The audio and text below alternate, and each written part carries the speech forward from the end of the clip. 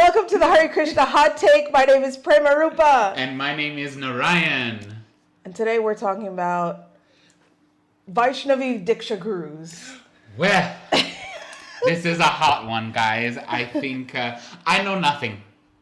And today we are going to let Prema Rupa take us through the amazing Alice in Wonderland world of female Diksha Gurus.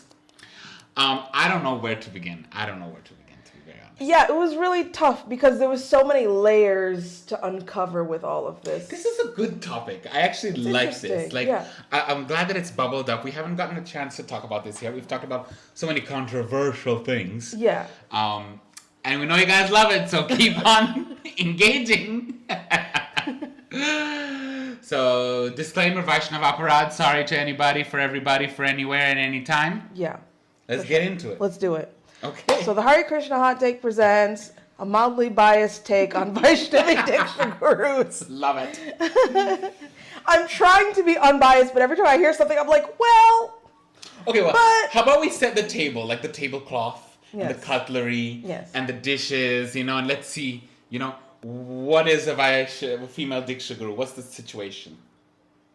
Or is that part of that? It's all part of that. It's all in here. Shut up. It's all in here. No, you're good. Okay. So why are we discussing this? One, clearly I enjoy suffering.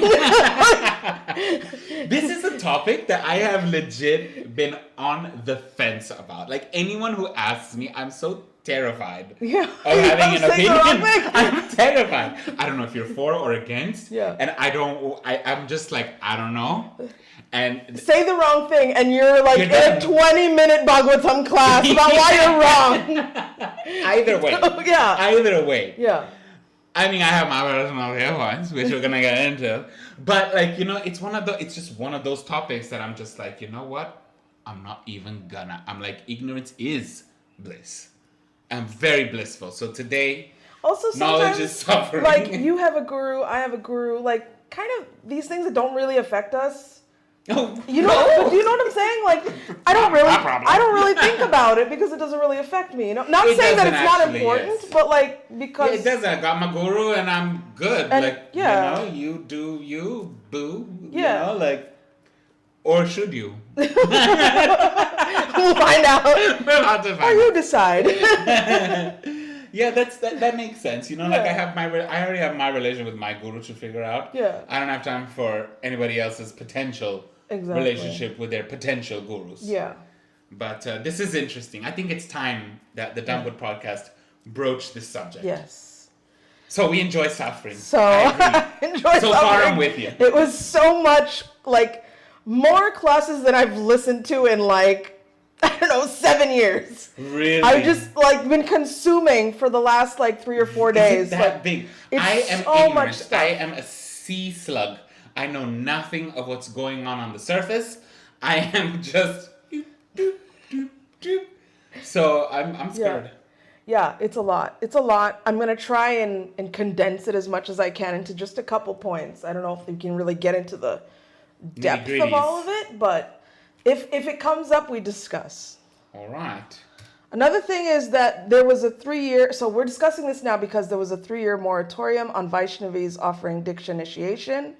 The moratorium ended, and the GBC on February 14th had their annual meetings here in Mayapur, and they made a decision. And a lot of people were really disappointed by the resolution. Not surprised. Why do we have to do a moratorium? You don't think it'd be a little extra? Right? We have to put a moratorium. A moratorium is something banks do on freezing assets. You know what I mean? Or something like that. You know what I mean? Is it that big? Is this notoriously moratorium to it? Massive. It's a massive thing that these Prabhupada disciples now are in public just going after each other, Really? Yes. Bhakti Vikash Maharaj is throwing shade at Hridayananda Maharaj, and he's throwing it back, and then Shivaram Swami's getting in there, and then, it's chaos. It's chaotic. It's a lot. That's what we and live just for. me, Hare Krishna. I just want to do a drama in the temple. I don't have nothing to do with any of this. Wow. Okay. So there was a moratorium. It's So a moratorium. that means to say that this was to be discussed and resolved and attended to. Yes. Then it was just too much at the time, 3 years ago, so they put a pause. Yes. Okay. Basically, if you remember, so they were like, yeah, women can become Diksha Gurus. And then Narayani Devidasi Mataji Prabvi was like, bet. And then she initiated Neela and Alachua. And then they're like, wait. You're not actually supposed to do it. Yes, I remember that. And that's the last I heard of it. Yeah. That's the last I heard of it. Exactly. It was Narayani Mataji, Yeah. and then initiation, and then Ba. Yeah. And that's the last I heard on the topic. Exactly. Okay. Wow. So let's be cool, y'all. Let's be real cool. Or not. I initially didn't want to discuss this topic because it's too serious, but then I changed my mind because I thought it was important to talk about. And also I felt like there needed to be, we needed to talk about it in a clear, simple, and organized way. Like a lot of the things are like so muddy and like way above our heads that like the common person is like, I don't know. Yeah. Not that I'm like the one to break it down, but just you're the one to break it down. from my I understanding. elect you. The district of Nadia has elected you as our sacrifice. Then suddenly like black cars start following me everywhere. I get kidnapped. Like, how dare you? We've secured the target. So let's try really hard not to use offensive language. That is gonna be real. You know me. Me. You're the one who has to bleep out my videos. But like, you know how I always tell you like, okay, like my Western astrology says that I'm a Scorpio, but my Vedic astrology says that I'm a Libra, right? Libra? Vedic, we don't do Western ever. Right, but like for me, like, cause I always feel them both, and I always say like my emotions, my heart is super Scorpio, and my brain is very Libra. You know, I'm very organized, very, meticulous, and da-da-da. So, like, for me, I'll be ready to pop off. Every day, I was listening to these classes, and I was like, look at these people. You know what I mean? I can't wait. So I'm trying hard to use, are we allowed to make facial expressions? Yeah. Great. I can work with that. So this is overall a conversation between senior god siblings. Let them talk about each other however they want to. I'm going to do my best. Oh, great. Already. So here's a good link that talks about just the history of the GBC discussing Vaishnavi Diksha Gurus. So this started in... You really did your research. Yeah. Well, 500 points to Gryffindor, Miss Hermione Granger. Like, you went above and beyond. Like, let's do this. For this episode. Okay, let's see what you got. So this is a brief, this actually came from Pranada Mataji's video. I'm gonna put links in the description box. Lovely. You can check it out, and she's got more links. There's links on links, and the links to the links with the links. Oh my God. It's all there. But basically, in 2005, the GBC accepts a SAC paper. SAC is the Shastric Advisory Committee's paper, and they agree that Vaishnavis can initiate. Okay, this is after seeing the Shastras. Yes. And after going through everything. Yeah. Women, because we do have a Vaishnavi guru. Yeah. So there's already precedent. Yeah, 2005, Right. They were like, here's the paper, and they were like, yeah, bet, makes sense. 2009, amendments made to 425, 2005, and again states the GBC accepts Vaishnavis can initiate.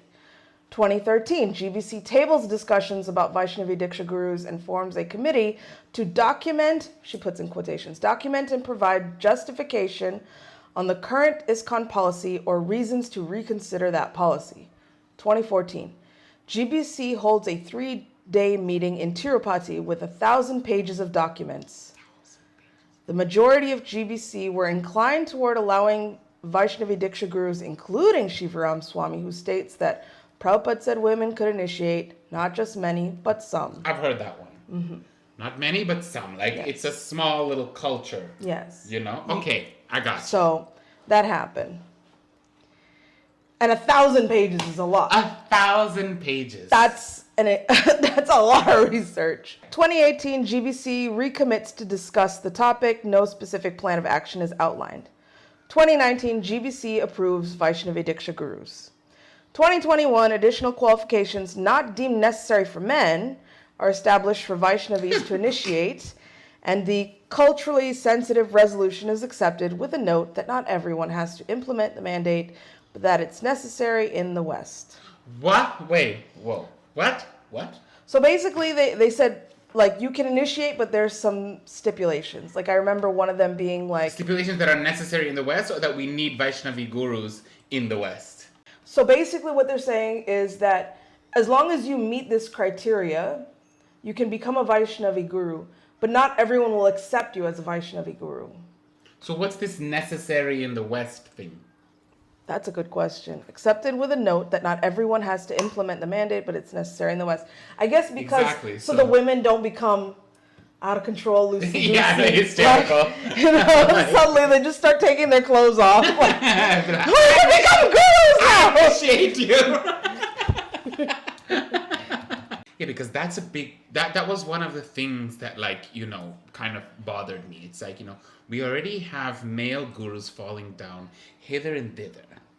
You leave a female guru alone? I don't know.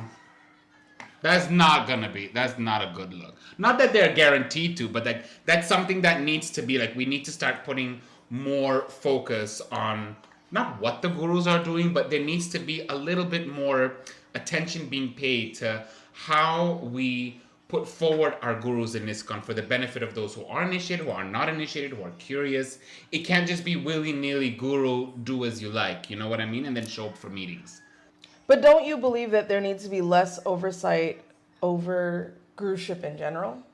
I know we've talked about it once. Yes and no. Right? Okay, so just I'm like not really sure how to feel about it. So I'm not like, sure how to feel about it, but this is what I've been feeling about it so far. So in terms of guruship is something, like, if I consider you my guru, who the hell is going to tell me not to? Yeah. Right? Right. You're the person I choose as my spiritual master. Yes. Right? Whatever level that is, whether you're a Mayavadi or a whatever it is, Yeah. you know, like, it's a very personal relationship. Right. So to the point, on that point, I feel like female Diksha guru or not, you're the one that I've decided is my teacher. Right. There's no I don't believe in guru-disciple oversight and regulation like that. Like all these crazy tests that they do now, it's kind of like, we need more gurus, not more oversight. You know what I Right. mean? We should have a more range of gurus. Prabhupada wanted everyone to be gurus. Right. So this whole, like, we've got like about 9 left, you know what I mean? Nobody wants to be guru, nobody wants to deal, and that's Yeah. not the way. So that's one side. There was a statistic. It's not a statistic, but it was. A number. I guess it was a number where there's 9 million devotees worldwide and only 80 gurus. Yeah, that's a lot. it's not so good. And in Prabhupada's time, it was like 1 to 1,000, Yeah. right? Yeah. Maybe Prabhupada had about- 1,000 yeah. disciples. Well, he would have probably gone on more, but you know what I mean? Like, Yeah. we need more sub. And I really love the Grihastha guru. That's actually what the guru was supposed to be. I don't know, because we have Bhaktisiddhanta Saraswati Thakur, who's a sannyasi, but we have Bhaktivinoda Thakur, who was a Grihastha. Yeah. We have instructions from Bhaktivinoda Thakur's teachings that the guru should be a Grihastha, because the whole point of the guru Right. is to target towards the Grihasthas, who are very much in the household materialistic life. Like, they need to be yanked out. The Brahmachari is already doing his monk thing, Yeah. and the Vanaprastha is doing his pilgrimage thing. You know what I mean? Like, Yeah. we need the Grihasthas. The Grihasthas cause a problem for everybody. You know what I mean? Yeah. So, like, I get that. But I also know that we are not just separate little mutts doing our thing. Yeah. We are a so-called brand. We are Yeah. a little bit of a pool in an oasis, right? We do have a way we do things. If we didn't have, and I'm not saying that ISKCON is better, ISKCON this and that, but if we didn't have an ISKCON way, there would be no Western devotees, because back in those days, the Westerners were all malechas, and they were not considered fit for Krishna consciousness. ISKCON opened the way for that. We have a certain, we had female pujaris and female Brahman initiates. That's not something you'll ever hear about in Gaudiya Math or any other Vaishnava Sampradaya. Yeah. You know what I mean? So we do have a certain way we do things, and that does require oversight. Yeah. So I believe on both sides, it's just been extremely overmanaged. You know, we've got way too much oversight, and confusingly enough, we have way too much underside because there's not enough effort being put in the right direction to make sure it's like an even-steven situation. Right. And it's also confusing that I stay out of it. That's it. That's the sum total of my opinion. By the way, I heard in these meetings, if you listen to Pranada Mataji's her video, she said that in that meeting, a man started crying at the idea of a woman becoming a guru. Really? Like Prabhupada would be so hurt. Like we've destroyed the movement. We've destroyed my dear Prabhupada's vision. Wow. That's much too much. It's wild. It's wild. I told you it's the Wild West out here. That's much too much. I was like, sorry, I'm hitting you. Wow. No, I'm sorry. Okay. So in 2022, August, the GBC calls for discussion on impact in India, and the discussion will be mediated by ISKCON Resolve and someone the Indian leaders chose. Apparently, so they had a mediator. They had two mediators, one for GBC, one for the ISKCON India Bureau, and neither of them could be mediated. Like they could not come to a middle point at all, in any way, in any shape. Why? My understanding is that the Indian Bureau didn't want to meet halfway. It was their way or no way. Which is no female gurus. Zero female gurus. Zero. We want nothing to do with it. Yeah. Okay. ISKCON Bureau. And then who was on the other side? ISKCON. GBC, yeah. A GBC was like, Let's see how we can work this out and mediate this. Okay. Yes. Lovely. Yeah. So October of that year, GBC pauses Vaishnavi Diksha Gurus. And 2023, 5 GBC members appointed to an Indian Bureau, the GBC Relationship Committee. Committees?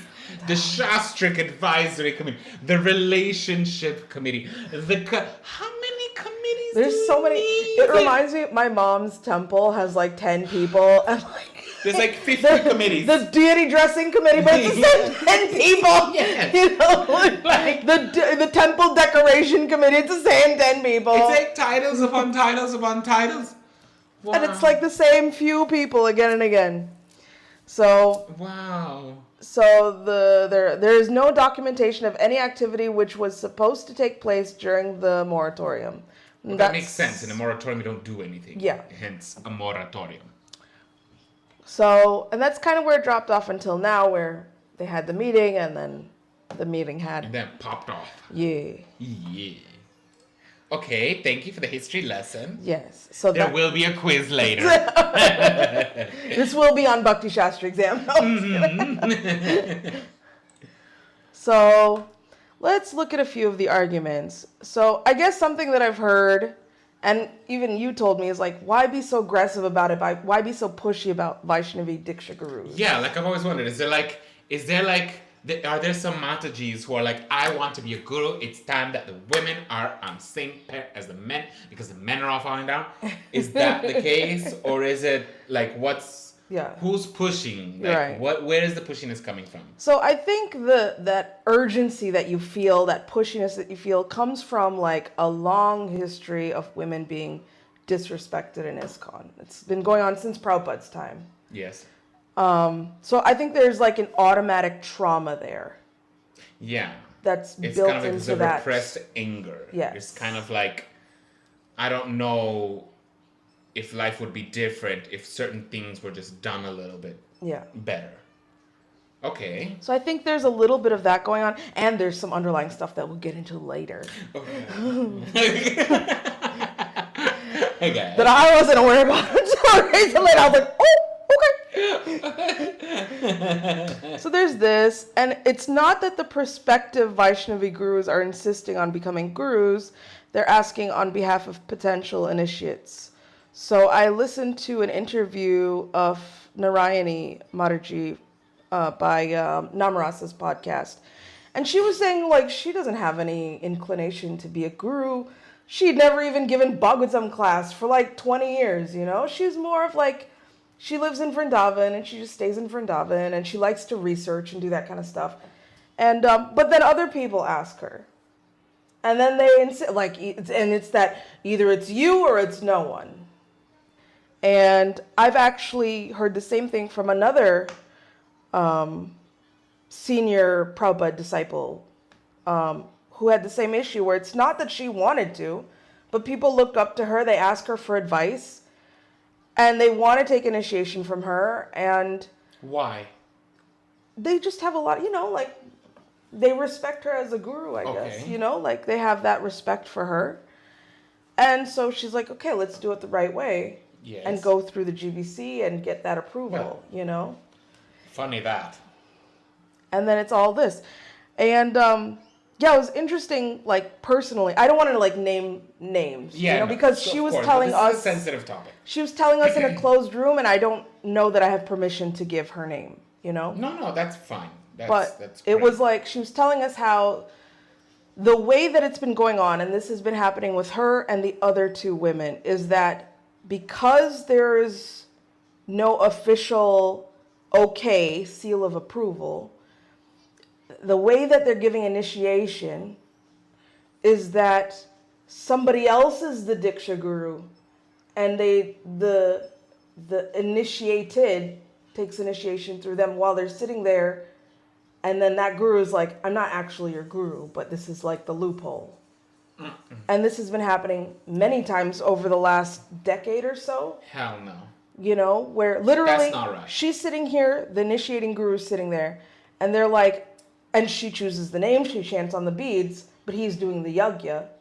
And he's like, don't put my picture on the altar, don't say my pranam mantra, that's your guru, It's like this. It means the initiating guru. Yes. Is saying. Yes. She's your guru. So it's like a weird that's really situation like because this. that breaks parampara. Yeah. Right? We take guru, disciple, guru. Yeah. So if you're going on a loophole, taking initiation from somebody who's not initiation from the person you want to, it's kind of like you're doing like a shiksha it's like thing. an S-bend loop thing in the line. Yeah. That's already dangerous. It's a little bit weird, but that's not right. It's the only way that they're able to do it for all these people Okay, that I have want. a question. Okay. I might have an answer. You initiate. Yeah. What happens? Will they sue you? I think so. Here's what, because people have brought that up. Like, why don't you just initiate them? Initiate. It's easy. What's that phrase? It's easier to ask forgiveness than permission. So, yeah, they could just do that.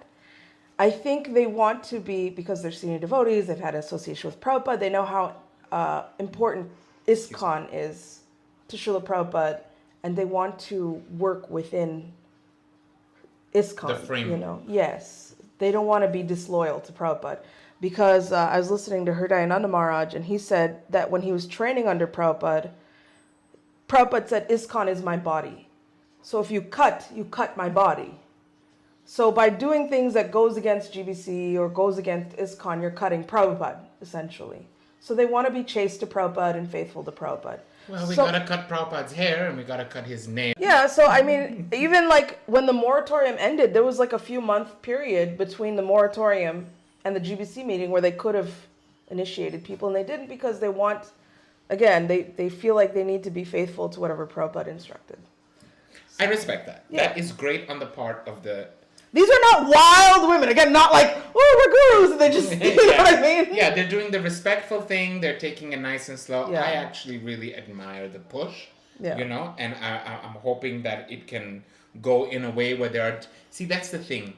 We look at it from an administrative power dynamics perspective, and that's Yes. where it's all coming from. Right. If we're talking strictly bhakti, Yeah. my opinion is, you're a senior Vaishnava, you love Prabhupada. Prabhupada's whole thing was completely using everything, including his body, to try and spread his guru's mission out. Yeah. He went at, the ripe old age of 69, Yeah.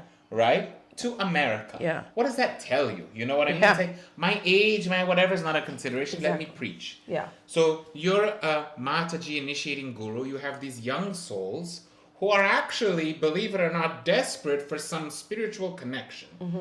That should be the first and foremost consideration. Yeah. Ain't nobody wants some spirit. Nobody wants to read anymore. Nobody wants to chant. Nobody wants to follow the regs. Forget about that. There's already Kali Yuga going full force. Yeah. less and less people are becoming interested in going the opposite direction. So you have people who actively want to, and they want to do it via the medium of a mataji that they trust and they want to, take shelter of. Let's try and open up that gate. Yeah. I actually don't see what the issue is at all, spiritually speaking. Right. But we do have Prabhupada, who is our funnel for everything. Anything outside that funnel, I don't accept. Yeah. Not because I think it's invalid or whatever, but I only trust what Prabhupada tells me. Yeah. Not that I follow, but you know what I mean? Like, I'm not qualified to even discuss anything that Prabhupada hasn't told me because I don't know nothing. If it wasn't for Prabhupada, I wouldn't be sitting here pontificating my opinion. Yeah. So if he said some but not many, why don't we start with some not many? Yeah. There's maybe a reason Prabhupada didn't say cholo. Let's also consider, so they give this, you have to follow all these rules and whatever, right? Pretty much all Prabhupada disciple women fall into that category. How many do you think actually applied to become a Diksha Guru? None. 3. 3, exactly. So it's not that now the floodgates are open and we're all rushing to become gurus. Maharaji's waving the little application form, It was 3 out of all these very qualified women or these senior women or whatever, you want to put to it. And the women are smart. Oh, they're smart. None of them want to get into the politics of becoming a guru. Like, I was once speaking with a guru whose name I won't mention, just for, respect. Yeah. But he was saying, it was such a long time ago discussion. It was like, bringing them to Krishna consciousness is such a joy. Yeah. I was walking with him, I had a chance of a little bit of a private darshan, and he was like, bringing souls to Krishna consciousness is so nice, but keeping them. Yeah.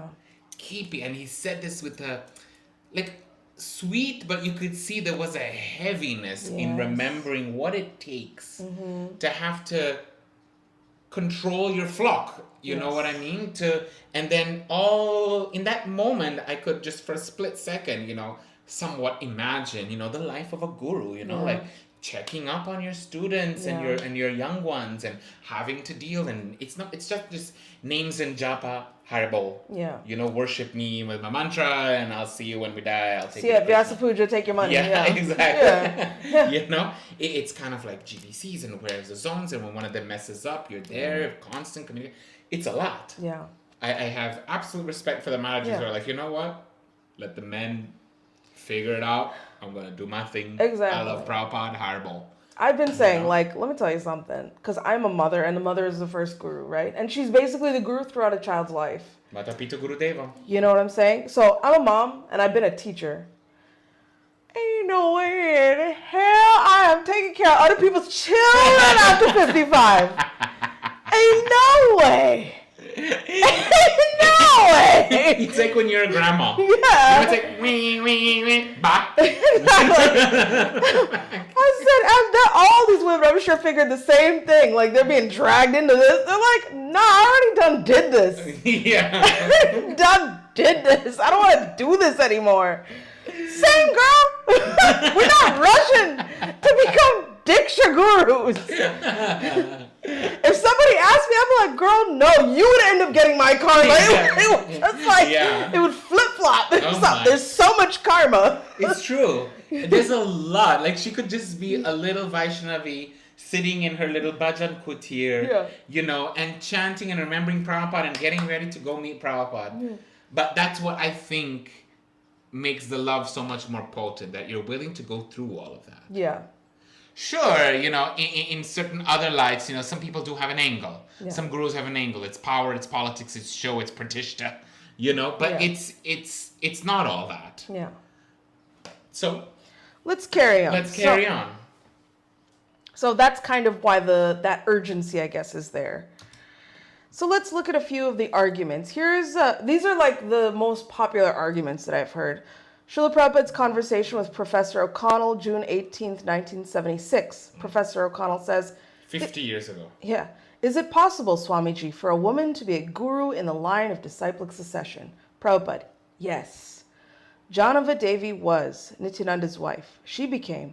If she's able to go through the highest perfection of life, why is it not possible to become guru? But not so many. Actually, one who has attained the perfection she can become guru. But man or woman, unless one has attained the perfection, ye Krishna Tattva Veta, say guru hai. Chaitanya Charitamrita Madhya Lila 8:128. The qualification of guru is that he must be fully cognizant of the science of Krishna. Then he or she can become guru. In our material world, is it any prohibition that woman cannot become professor? If she's qualified, she can become professor. What is the wrong there? She must be qualified. That's the position. So similarly, if the woman understands Krishna consciousness perfectly, she can become guru. What else do you need? So it's clear. I mean, to me, it's so simple. Yeah. It's so simple. Yeah. Right? If you're Krishna On conscious, a spiritual level, it makes so much sense. Right? You should know the science of Krishna. You should live the science of Krishna. And your job will be as a guru to go in and take those souls back. That's the guru's job. Yeah. The guru is a handler. You know, he yes. passes the buck up, you know, type Yeah. of thing. You know what I mean? There's nothing else. Yeah. And let me tell you something. With the current gurus, men, Yeah. all falling down. Scandal after scandal after scandal. Yes. It's breaking my heart. Every year, there's at least two. Not even one. Every year, there's at least two different scandals.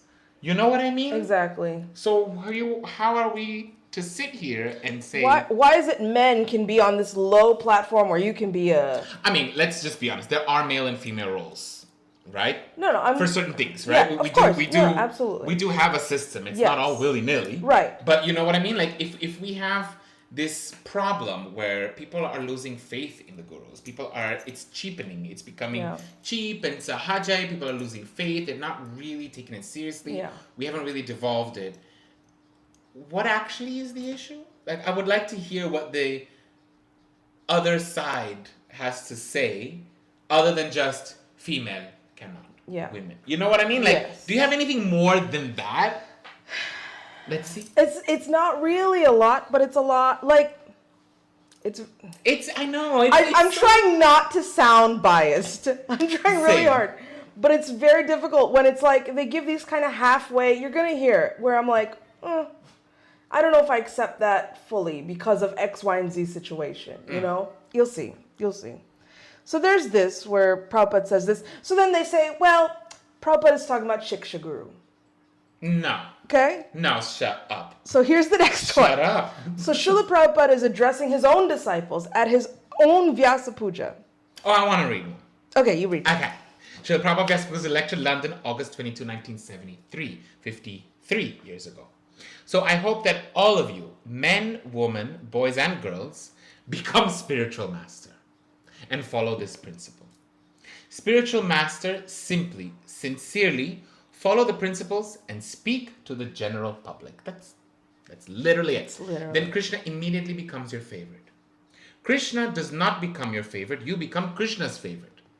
Krishna says in the Bhagavad Gita, Na cha tasmad manusyesu kaschin me priya krittama. One who is doing this humble service of preaching work, Krishna consciousness, nobody is dearer than him to me. So if you want to become recognized by Krishna very quickly, you take up this process of becoming spiritual master. Present the Bhagavad Gita as it is. Your life is perfect. Thank you very much. Roll them on out. Like, You know, he's addressing everybody, men, women, boys, and girls. this makes sense. Like, how does this not make sense? Yeah. Right? Yeah. But then, now I'll have to ask, now the question is popping up. This is a rational, logical question, right? If we're understanding Prabhupada's quotes directly like this, how do we, reconcile the instruction of some, not many? Right. Why would Prabhupada, who says all of you become men, boys, women, why would he then go on to say some, not many? Right. What is it about women or the women bhav that needs to be somewhat limited or seems to be somewhat circumspect? Here's my understanding of that phrase, right? Because we saw it in the previous one with his conversation with Professor O'Connell, where he says some, but not many, is not that we're putting a limit, like, okay, only 5 can take, can become Diksha gurus every 10 years or whatever. It's just that naturally it's like that. By nature, By it's nature, like that. it will. Like I said, out of all these very qualified women, only 3 applied. It's just by nature, not a lot of women want. I don't want to be a guru. I don't know. You know what I'm saying? A lot of women don't want to be guru. We're already gurus and we're tired. Yeah. I want a snack and a nap. It's like a natural ratio that there's like exactly the amount of. I think that what they're scared of is that once they open the floodgates, it's going to be hither, thither, nither, whither. Mm-hmm. You know what I mean? Yes. But I think if they go I through think it's fine. You know what I mean? Like I think sometimes just let them pop off. let them pop off because you know what? Yeah. The ones that pop off and that are off the wagon, which there always will be, let them go. I think we've got this problem. I think ISKCON's problem is that we've become so big that we're trying to manage city level from village position. Yes. You know what I mean? It's okay. Let some things go off. Yeah. We don't need to save every single person. We need to cultivate the good people, and then that magnetizes out. Yeah. It's okay. You know what I mean? If we don't put all of our attention to something that's just draining our time. Like, let's go back to our simple, our Sunday feasts, our books, our preaching, our local temples. We've got VIPs. We've got, let's do government relations and international committees. It's like, chill. Yeah. Let it go. Let it go. Let it go. The 3 women. No, complete rant. But because it's just. Yeah. So for me, when I hear that phrase, it's more like not a limit. A lot of women want to do it. Mm-hmm. Not that we have to say, okay, only this many women. Like if suddenly 100 women wanted to, maybe like, wait a minute. Yeah. Let's take a few and start from there. And I think that the restrictions that they put on are pretty decent. It's not like they were. I mean, in the old days, to become a guru, you needed 2 GBC signature. Bus. Oh, I was thinking 500 years ago. No, the early days after Prabhupada left, they were like, okay, if you want to be a guru, 2 signatures, bus. That's it. Then they were all like, all right, let's all become guru, Yeah. And then there was some mature ones that had to pause a little, Yes. But now there's a lot more restrictions and it kind of weeds out the people that, whatever their intentions may be. Okay. We'll put it that way. Okay. What else you got? Here's another one. You want to read it or? You can go. Okay.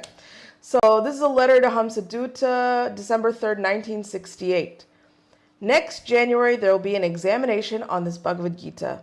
Papers will be sent by me to all centers, and those securing the minimum passing grade will be given the title as Bhakti Shastri. Similarly, another examination will be held on Lord Chaitanya's appearance day in February 1970, and it will be upon Srimad Bhagavatam and Bhagavad Gita. Those passing will get the title of Bhakti Vaibhav.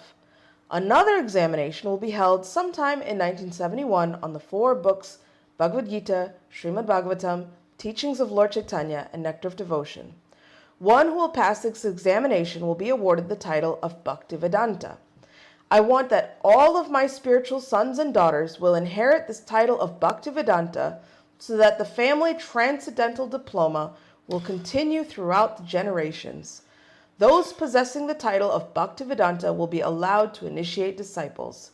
Maybe by 1975, all of my disciples will be allowed to initiate and increase the numbers of the generations. That is my program.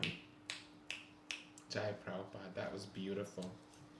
That was lovely. I had this vision of waves of generations of children of Prabhupada reading and learning. Yes. Getting yourself certified. Like we don't read anymore. We listen and we emotionally guess, patch up. Right. We don't read. There's not that scissor sharp precision. You know what I mean? And it's lovely. And then you get out there and you know the knowledge and then you just go and deliver it out and continue it on. That's lovely. That's lovely. Counterpoint. Yeah. Something that popped up. Yeah. Now, we did talk about this whole Ritvik. This is in relation to something that came to mind in our Ritvik episode, but the letter. The letter. Right? Could be very good argument for somebody who was not pro-female Diksha gurus to say, well, if Prabhupada was so into it, why didn't he leave behind a single female name? Yes. You know, so I put this question to you, you know, like why do you think, in your opinion, Yes. or what can we learn from the fact that Prabhupada never recommended Yes. a female for initiation? Yes. Like, you know, Yamuna Mataji, Yeah. you know, Yep. who we all know as like foremost Yeah. in Prabhupada's time. Like if there's anybody If there's anybody that her name comes right up, you know? Yeah. So what do you think about that? So I think we discussed this also in the Ritvik discussion. I know, it was a long talk. Another one with a lot of research.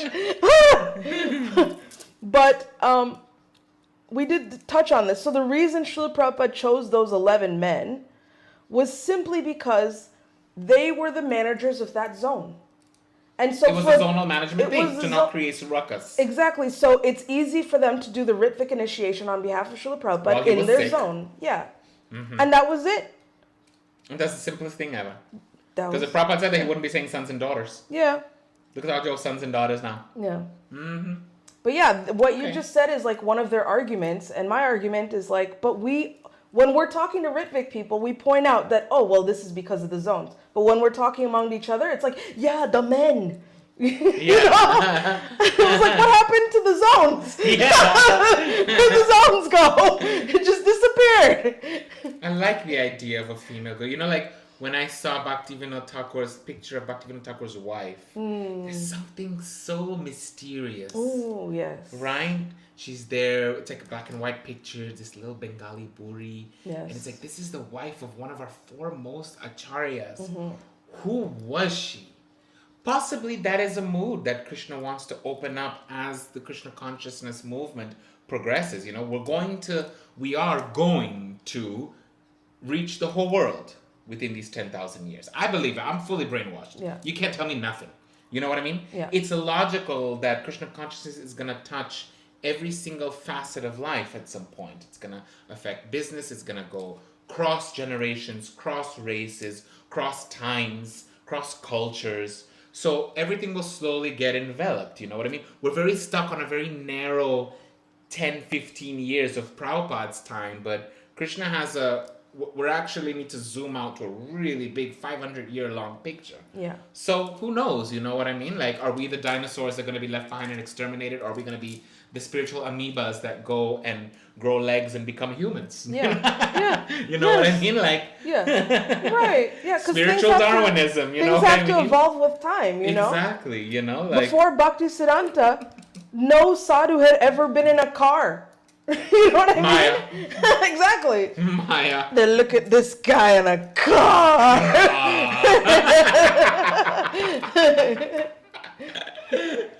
Interesting. Or I was thinking about, this is like way out of our sampradaya, but you know, like the Ramakrishna people. I know who they are, but I don't know what they do or what. So they're like very much into like they're like impersonalists. I know they have hostels everywhere. Yeah. I don't know why, but they're more into the impersonalist philosophy and like the Shakti worship and whatever. But I mean, but something very interesting. I was like thinking about this recently. Sorry, continue. But something very interesting. So Vivekananda, which is like a disciple, I think, of Ramakrishna, he ended up going to the West. He went to America, right, for this religions conference. Mm-hmm. When he came back, he was criticized for having gone to the West. They said, you met Mlechas and now you're a Mlecha. And he was outcast. Love. But do you see what I'm saying? Like, exactly. It's how orthodox are we getting here? Exactly. Like just because something is new doesn't make it bad. Yeah. Well, I mean, you know. Yeah. But yeah. But you know what I'm saying? Yes, I do. Like, for him in his organization, having gone to the West and made that mark. Westerners were just... Yeah. And that's the thing that I actually... But it was great for their organization. It was great. And they managed... There's a lot of... See, that was the beauty of what Prabhupada did. Go to where the people want you. Yes. They want the medicine. They want the healing. Yeah. We have this idea that the guru has to be perfect, the disciple has to be perfect, and if it's perfect, then it's perfect, and it's not perfect. You know, like, what is the point? Yeah. The whole point of Kali Yuga is we have gurus who are helping people get out of their crap. Yeah. So we need to go where the crap is. You know what I mean? Like, we need to go... There's that instruction that the sannyasi specifically, Prabhupada was talking about this, like the sannyasi, he specifically goes to the populated high-density cities. Yeah. That's where all the Maya is. He doesn't go live alone in the forest. Right. That serves nobody. Yeah. That serves no one. Serves himself. Exactly. Yeah. Serves himself. Yeah. He'll have a great time doing his yoga, hatha yoga, and opening his chakras. Yeah. You know what I mean? But that's not where you're needed. Yeah. So, yeah. Makes sense to me. Yeah. What else you got? Well, the argument against this particular letter that seems so clear, they say that, well, Srila Prabhupada didn't want us following his letters. He said the books are enough.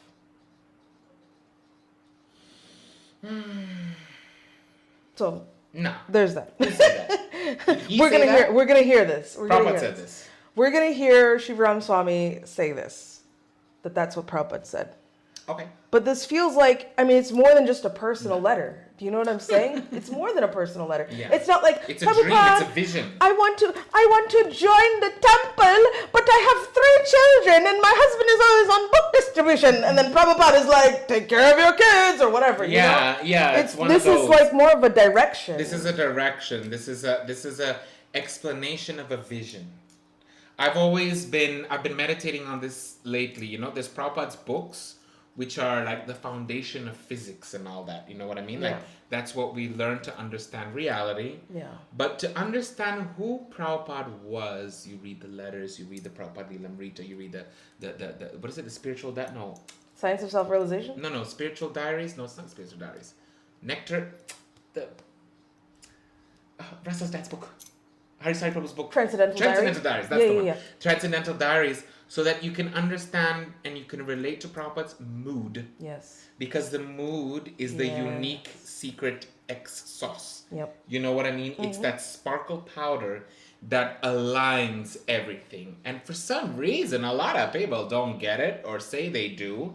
It's like, to me, it's not very difficult at all. No. It's just a very chilled, human, relaxed but focused attempt to try and put Krishna into people's hearts.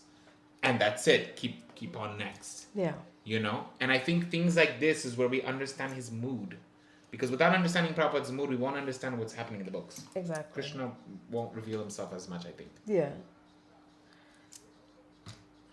So here is an argument that the people that don't want female Diksha Gurus, this is what they say.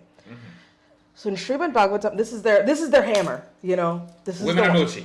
Srimad Bhagavatam, Canto 4, Chapter 12, Verse 32, purport. According to Shastric injunctions, there's no difference between Shiksha Guru and Diksha Guru. And generally, the Shiksha Guru later on becomes the Diksha Guru. Suniti, however, being a woman, and specifically his mother, could not become Dhruva Maharaj's Diksha Guru. Being a woman and specifically his mother. Because she was mother. Not because she was woman. So being a woman and then being your own child's guru.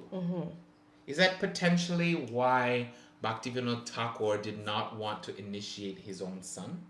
Yeah, I wondered about that because he did initiate Lalit Prasad. Who they? His older, the other son. Oh. Yes. He had 10 kids. Oh. Security. He was busy. That's what you got me? Oh, he's like, one of these got to be the Acharya. Yeah. One of them. He thought it was Lalit Prasad. He really puffed him up, and it wasn't him. Interesting. How do we understand this instruction? Okay. So, the people that are for... This is Prabhupada's purport. Yes. Not a translation. No. Okay. So, then the Prabhupada, or not the Prabhupada, the people that are pro Vaishnavi Diksha Gurus, they were like, bet. And they said, let's pull up his original transcript. Of the translation of that purport. Of what he wanted to be in the purport, okay? So here's what Prabhupada originally wrote. According to Shastric injunctions, there is no difference between Shiksha Guru and Diksha Guru, and generally the Shiksha Guru becomes later on Diksha Guru. Suniti, however, being in family relationship with Dhruva, his mother, and also a woman, could not become the Diksha Guru of Dhruva Maharaj. Still, he was no less obliged to Suniti. So I understood Prabhupada's intention. you literally did. But you saw how you clocked it right away. Because when I first heard it, I was like, okay. But you clocked it right away. The emphasis. Prabhupada, I got you. I got you. Please roll out the red carpet. I am going to be the next guru. I initiate you. Haribo, I am Prabhupada reborn.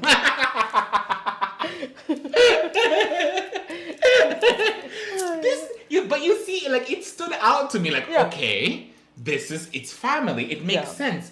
You know, it's kind of like you don't go to your parents with problems, you go to your friends because that relationship is just too fraught. Exactly. You know what I mean? There's too much going on for me to even respect my guru. Imagine the respect that we have to place on our guru. If my mama was my guru and told me, you got to be like, Mama, I don't give a damn what you say because you didn't cook the broccoli last night. And then she'd be like, you going to hell. You know what I mean? Like, you can't. There has to be a respect. It's serious. Yes. So, family relationship. So, family relationship plus being a woman where it's a little bit more, it's kind of like, maybe she's not the guru for you. Yeah. She could be somebody else's guru, perhaps. You know what I mean? And also, this was like some prehistoric yuga. Hello. Excuse me. Yeah. Give me a break. Yeah. Stop. His guru was Narad Muni. You know what I'm saying? You're good. We're not worried about We're not worried about We got Narad Muni. Yeah, exactly. Krishna's best friend. Exactly. You know what I mean? Like, so. Like, there's no question here, you know? Yeah. So, yeah. So this is like, but this was their big argument, their hammer about this. But then they come back, 1,000-page paper. What did Contra say about that? You know about that? I didn't see anything that negates the transcript. No, as in, like, what did they say to respond to that? They're just like, we're gonna keep moving on? Yeah. Anyway. They're like, yes, but woman is there. Woman. Woman. You know? Wow. So then I got distracted and I was like, let me just play, what's his name? Shivaram Maharaj's thing. Because now they're all kind of behind Shivaram Maharaj. And he's sort of like... He's re-upped the conversation. Yeah. Okay. You know, so we'll analyze what he says because he's saying basically what they're saying. And he made 2 videos about this. He made one 5 years ago and then another one like last week. And Shiva Maharaj is for or against? He's against. Oh, he's against. Okay. Wasn't it Shiva Maharaj who did the hair thing?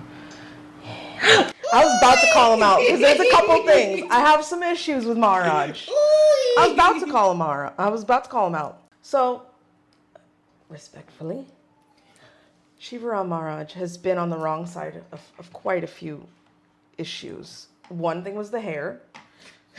One thing was the hair where he was like, yeah, you could use devotees' hair, no problem. They're devotees, Haribol, you know? The other thing was with when everything went down with Bhaktivedanta Maharaj.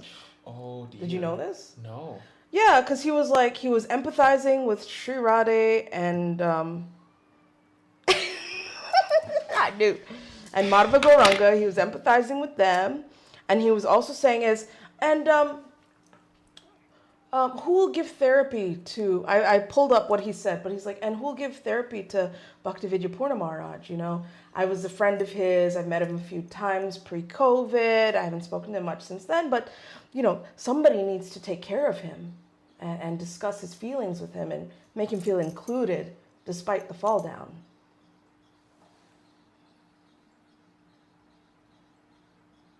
Hello. Security.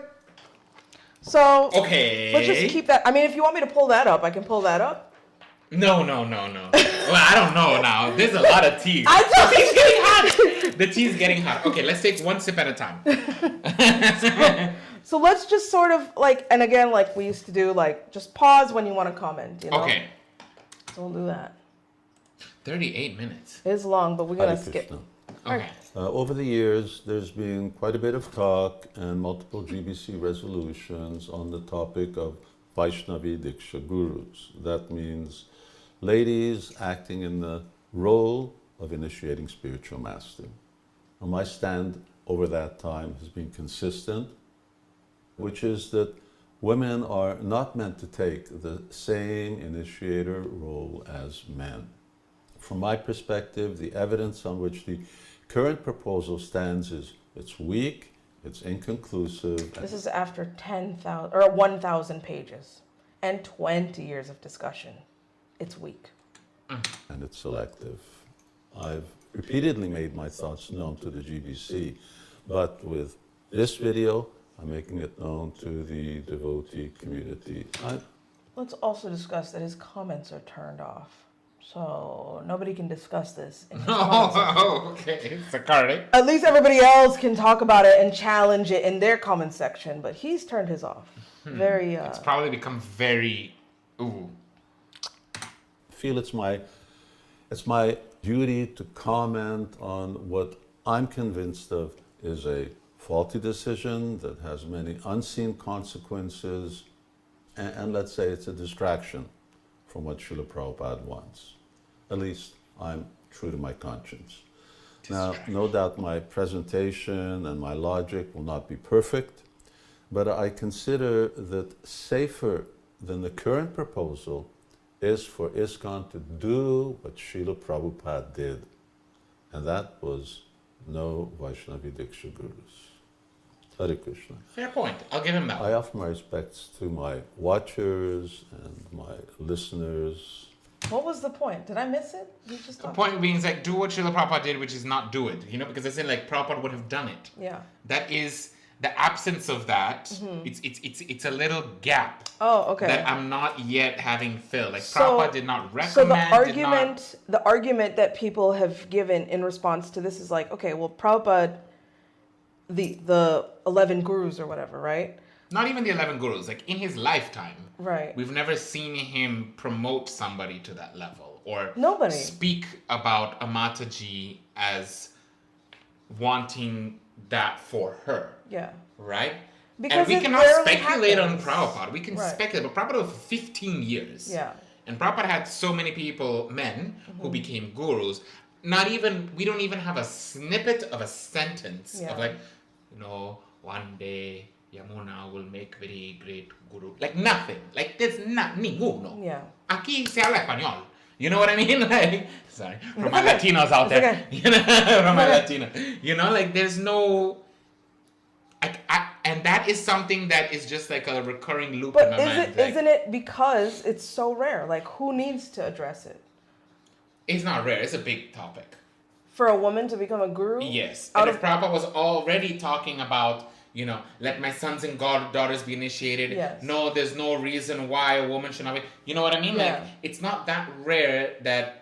Like, it deserves a mention, but he's not going to be, like, pointing to anybody. No, I'm not even You know what I'm pointing, saying? but you know what I mean? Like, the absence of Yeah. that is noticeable to me. Right. Right? That there was not even some sort of inclination, that there's not even any type of, did Prabhupada set aside, for example, a woman as temple president? No. Why? Okay, so I'll tell Of course, you. only Prabhupada can answer that. We're But you gonna- know what I mean? We're Like, going to discuss these this. kind of So things. when it And came I'm to like, things like management, that is considered more a male thing. material. It's material. Yeah. A material activity, which is why, Hridayananda Maharaj had pointed out, he said, of all those 11 people that were appointed by Prabhupada, how many of them survived? Like, what? Exactly. 2, 3? Fair Your point. Guru Maharaj and him? That's about it. They all blooped out. Why? Because they were better managers than they were gurus. There's a difference between guru and manager. And management, exactly. Management is kshatriya work, It is. and guru is more And political. it's very dirty, you know Yeah. what I mean? Like, it's...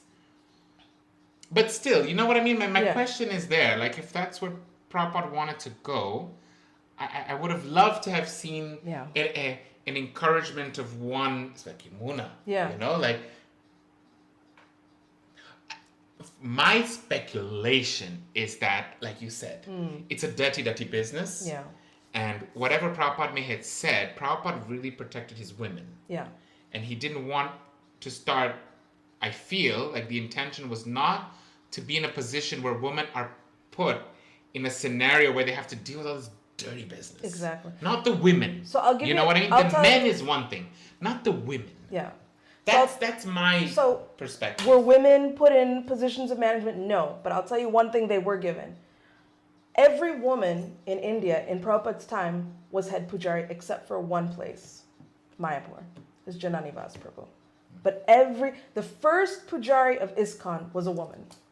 Beautiful. Yeah. So, but this is a spiritual thing, right? Exactly. To be a pujari, So you see, you're like, now dealing I'm with seeing- Krishna and whatever. So, yes. This is less political. It's more Krishna-centered. But if I gotta sit here and balance the count and who's fired and who's hired and calling the plumber and whatever, you know what I mean? It's a bit much. This is not spiritual. Let the work. men do Yeah, that. let them do that. And it's funny because in our entire philosophy, the head gurus are the gopis. You know? Yeah. Ain't no men after Vatsalya. Yeah. You know what I mean? It's all gopis. Yeah.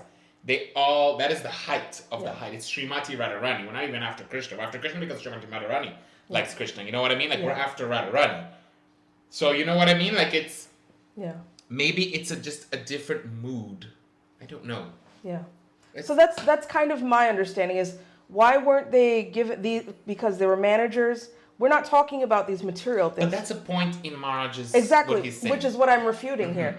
Is when we're talking about management, GVC, that's all material stuff. But But You the can't role of a separate guru, them. but You the cannot role separate of the a guru and Maharaj. guru, but the role of a guru is spiritual. It is not a managerial thing. role, but you have to. Like, the role of a chef in the kitchen is to cook. But Right. you have to deal with the customers and the billing and the suppliers. Not a and the- chef in a kitchen. I mean, isn't there A chef. I'm not talking about a cook. A chef. Right? We're talking about primetime television. Yeah. You know what I mean? Like, the chef with the cordon bleu, with the Michelin star, Right. he has to deal with the So suppliers then, and the billing and all that. that's where the guru would work with ISKCON, but not saying that now they have to become a manager and they have to manage a. But you have to. You cannot know? separate the guru position from manager because guru There's is many management. gurus that are not in the GPC, No, that's but that's that's the point. But that is management. You know what I mean? Yeah. The guru has to manage the centers, the devotees, the communication. How, you know what I mean? Like that. Prabhupada was a manager. He was doing all the accounts aren't on there top people of the on translations. in zones that do that? GBC zones. They should. So- They best be. Yeah. But as in what I'm referring to is that like the guru's position today Yeah.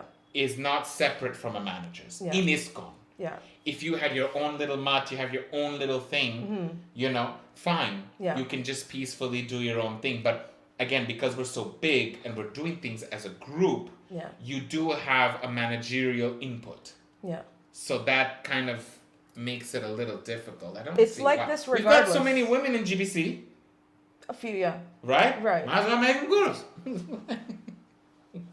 They have to do it regardless. You know what I mean? Exactly. That management They aspect have comes to in no show matter up for what. the votings and the meetings Yes. and the committees about the guru, the Shastric revelation committee or Yeah. whatever it is. Yeah. You know what I mean? Like, Yeah. so it's not, and that means a lot of travel. That means Yeah. a lot of. There are consequences, Yes. physical consequences. Yeah. Let's see what Maharaj.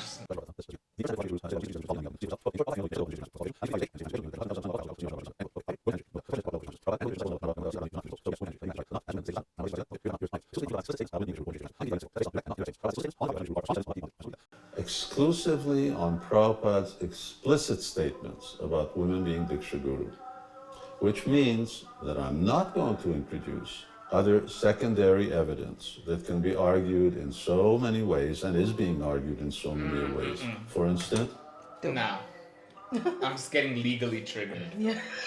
You know what I mean? Yeah. He's talking. He's just talking in certain. No, he's talking a good line. Yeah. But there are points to this train of logic that can be refuted. For example, lawyer time. Yeah. You know. I need to put a banner. We Lawyer Dun, dun, time. dun, dun. So we have explicit evidence, great. But first of all, we're not a courtroom, a modern courtroom. Explicit evidence is great. Prabhupada said so many things. Prabhupada also said a lot of contradictory things. So when we have explicit statements like the one we just seen, how do you choose which one, which one is it ranked? Is whichever one came in first, You know what I mean? That's a rule. Like, Prabhupada can always contradict himself, so the latest information contradicts the others. Like, no, that's nonsensical. Yeah. When understanding evidence, it's important to have a holistic approach.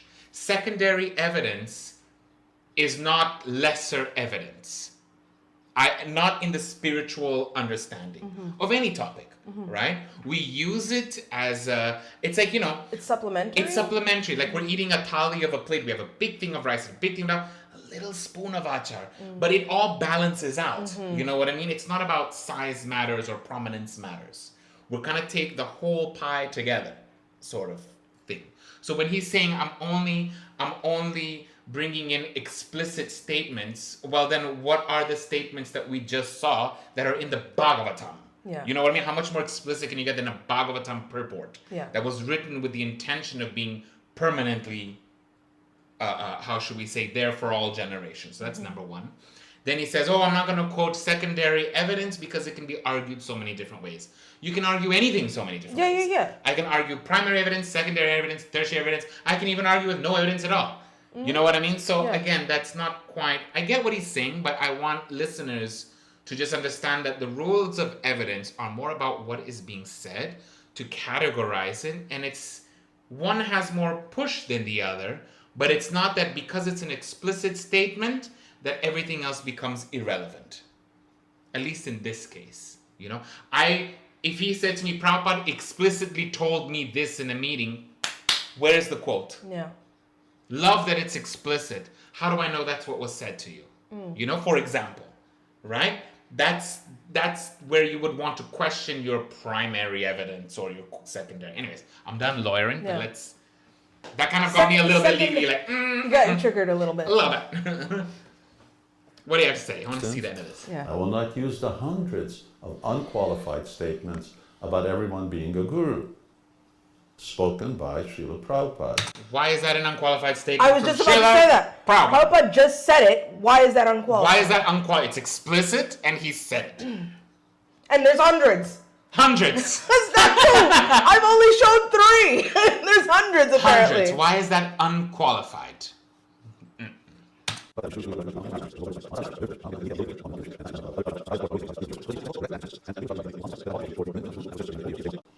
ISKCON would not be where it is without them. I don't know if ISKCON would be without them. And I do recognize that some women have been and are continuing to be. I don't know if ISKCON would be without them. That should be a bit more certain to me. ISKCON would not be. Oh, absolutely not. Right? Would not be. I don't know if. There's already a doubt. Yeah. Sorry, I'm just being petty. No, but it's true. It's And true. I It's do true. recognize Why I don't know. that some women. And I recognize that some devotees will be upset by my opinions and they're going to want to argue. I don't want to respond. And I won't. I've been arguing with the GBC for over a decade. This is just a presentation. Sorry, that's not allowed. Yeah. That's not allowed. Yeah. Right?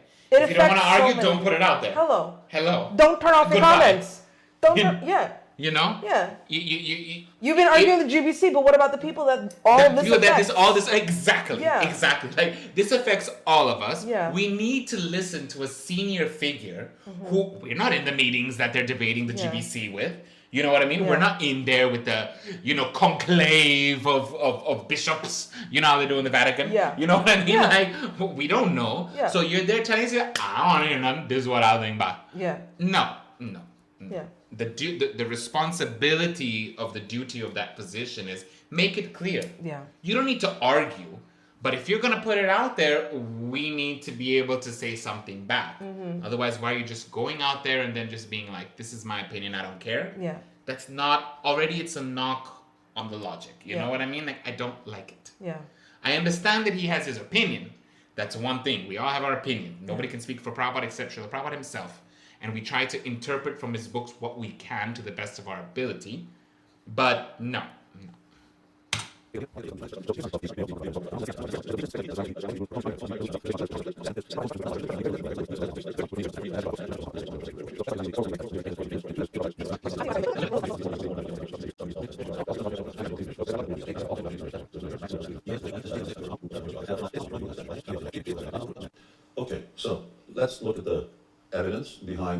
resolution, and let's start with the letters.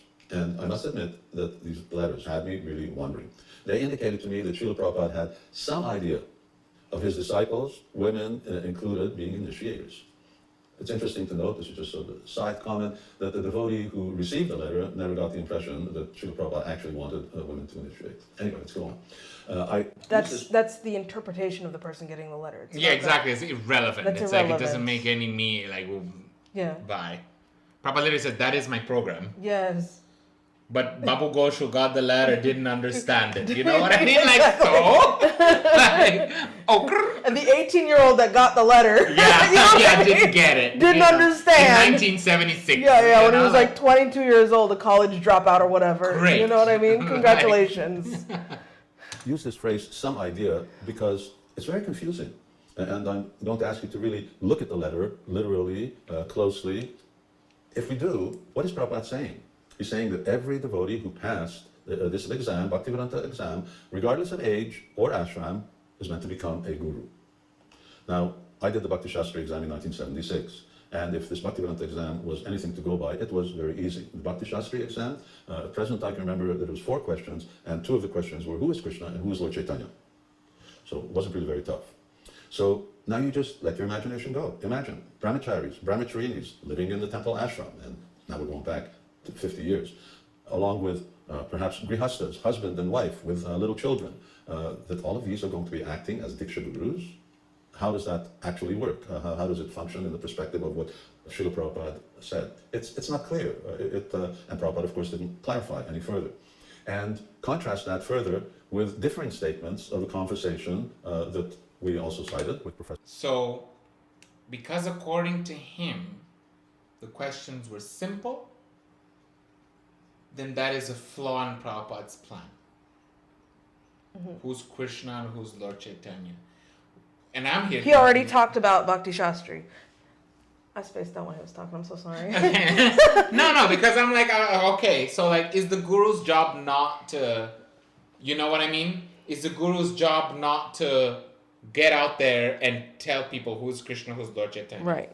Sure, the question seems simple, but then let's look at the initiation process by itself. Can we also, because I wanted to, if Maharaj is watching, I would like to challenge him to do a Bhakti Shastri exam today, in this moment, and see if he could pass it. Because maybe in 1972, it was who's Krishna, who's Lord Chaitanya.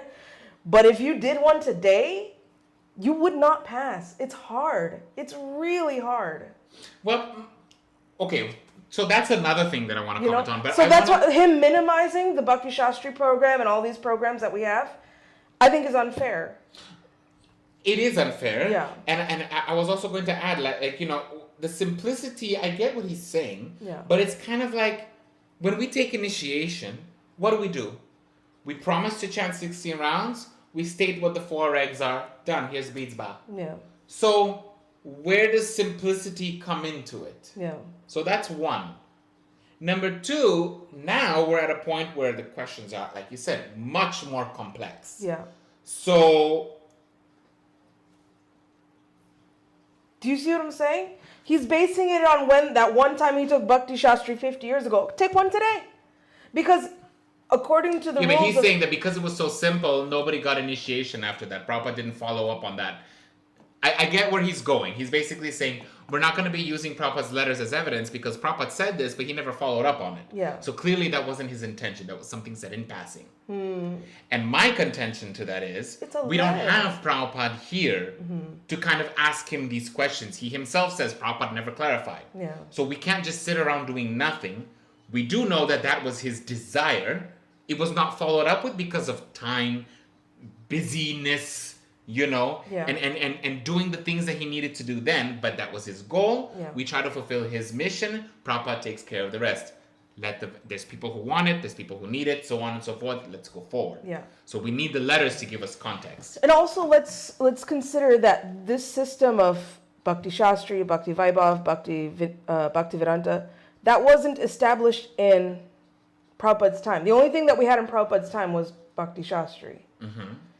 So there's nothing to say, oh, now someone's achieved Bhakti Vedanta, what do we do with this guy? Exactly. Do you see what I'm saying? If they had established all these levels and someone achieved that level, then we could see what Prabhupada said. But no such level had been. We only have the letters. The two letters, apparently, according to Maharaj, the 2 letters that Srila Prabhupada made about sons and daughters achieving Bhaktivedanta level and becoming gurus. You see what I'm saying? Who did Prabhupada give initiation to back in those days? It was so like initiated, I'm a guru. Yeah. The desire again was just like, I'm taking you under my wing. Yeah. I will take you under my wing, I will give you to my guru. Yeah. That is the goal, the sum substance. Yeah. You know? Whether the test was there, whether the women are there, it's Yeah. kind of like, I'm taking you, you're mine. We'll work it out later. Yeah. Let me put Krishna in your heart and let's go. Yeah. We'll continue here. Yeah. Professor O'Connell. Here, Prabhupada is going, he now says, well, there's not so many. When the professor asked about women being gurus, Prabhupada said not so many. But back in 69, he said all. So now all of a sudden, all became not so many. And of course, interestingly, Professor O'Connell talks about guru, and Srila Prabhupada answers about guru. It doesn't really say initiating guru, but Prabhupada brings up the Semantics. example of Semantics. and here's another little piece of information just to sort of elaborate on reasons for lack of clarity in what Srila Prabhupada meant. And this is a few years later, in 1972, to his first GBC men. Srila Prabhupada communicates to them, and he tells them, gradually, they, GBC, will be initiators. At least first initiation, you must make advance. That's not what Srila Prabhupada thought in 1969. Here's at least first initiation. That means some may give first initiation, some may give first and second. It's not clear what's Prabhupada's idea. And of course, about the topic of being guru and becoming guru, we should also keep in perspective that Srila Prabhupada only talked to men. He never talked to women about becoming guru. Why not? And then in 1975, which is what Srila I just want to say that I've heard this, I've been reading all these arguments, but they only reference one person, and that person is blooped. They only reference one person that Srila Prabhupada specifically said, like, and, you know, I would like to retire and you give Diksha. And that person long gone. Packed his bag and left. So, if there's You other really letters... went all Nancy Drew on this. Like, you really went a deep dive. It's wild. It's you true. know? Yeah. Wow. I don't know how to make heads or tails of it. You know, a lot of these people have fallen away. So, like, let the new generation come in. Do their thing. These old people Do your fighting, thing. you know, like. But yeah, he's saying that, you know, Prabhupada only talked to the men. Okay, let's see. Which But men? he does make a point. One like, man. But it was one man. well, Who blooped? Well, if he said it on all his letters. Oh, one. Who? He'll give the reference in a bit. I don't remember the name. It starts with an A. And he left. Okay. He out. thought maybe by 1975 nothing happened. And neither did Srila Prabhupada mention this. It's just, there's too much lack of clarity to say this is what Prabhupada wanted. It's not clear what Prabhupada wanted. And just Good point. I respect that point even. You know, we have to allow Prabhupada room to change his ideas. Yeah. Right? But I would also say, how do we know that it's not what he wanted? Because life came in the way and he chose a different route to get to that same goal. And can we also say Like, that how are we so certain that it's no? if we're weighing what Prabhupada says throughout the years, right? Like, then that must mean there's fallacy in his earlier work. Do you see what I'm saying? So he's saying, like, the 1968 conversation doesn't count because this was way back when. Yes. It only counts toward his death. Exactly. You That's know? what I'm So saying. that It's again that logic. Like, oh, we don't know, Is so he a- we'll go with the last instruction. Yeah. Which has some weight by itself. Yeah. I'm not going to discount that logic. Yeah. But now that we're in 2026, 2026, right? Yeah, 2026. Sometimes I forget. You know? You know? Now we're looking at how should we say, the prime reasoning, Yeah. right? And in fact, in law, we have a term for that called the ratio decidendi. It's like when you go through a case and you find out the reasoning that unlocks the key point of the case. Because there's so many things talked about. Yeah. But the key thing, the ratio decidendi, the rationale, the logic that decides the case is bringing people to Krishna consciousness. we have a need. There are people who don't want to take up Krishna consciousness with the current gurus. You can't force the men onto these people. Yeah. You're not making more men that are maybe perhaps better qualified. I love my Guru Maharaj. Yeah, you know what I mean? sure. Like, you love yours. You know what I mean? Like, Absolutely. you instant bond and there you go. But what we have now is currently not cutting it. Yeah. They don't want to bring more in. More don't want to come in, but we have people who do.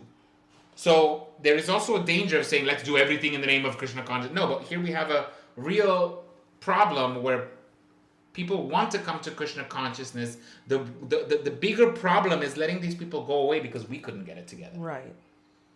So I don't know. This is too much semantics analysis. This for is me, exactly you it. know? He's not allowing this. He's not allowing that. He's not. But when He's he not when allowing all of that. when it suits his point, which you're going to see in a minute, suddenly all the points that make sense to him are valid.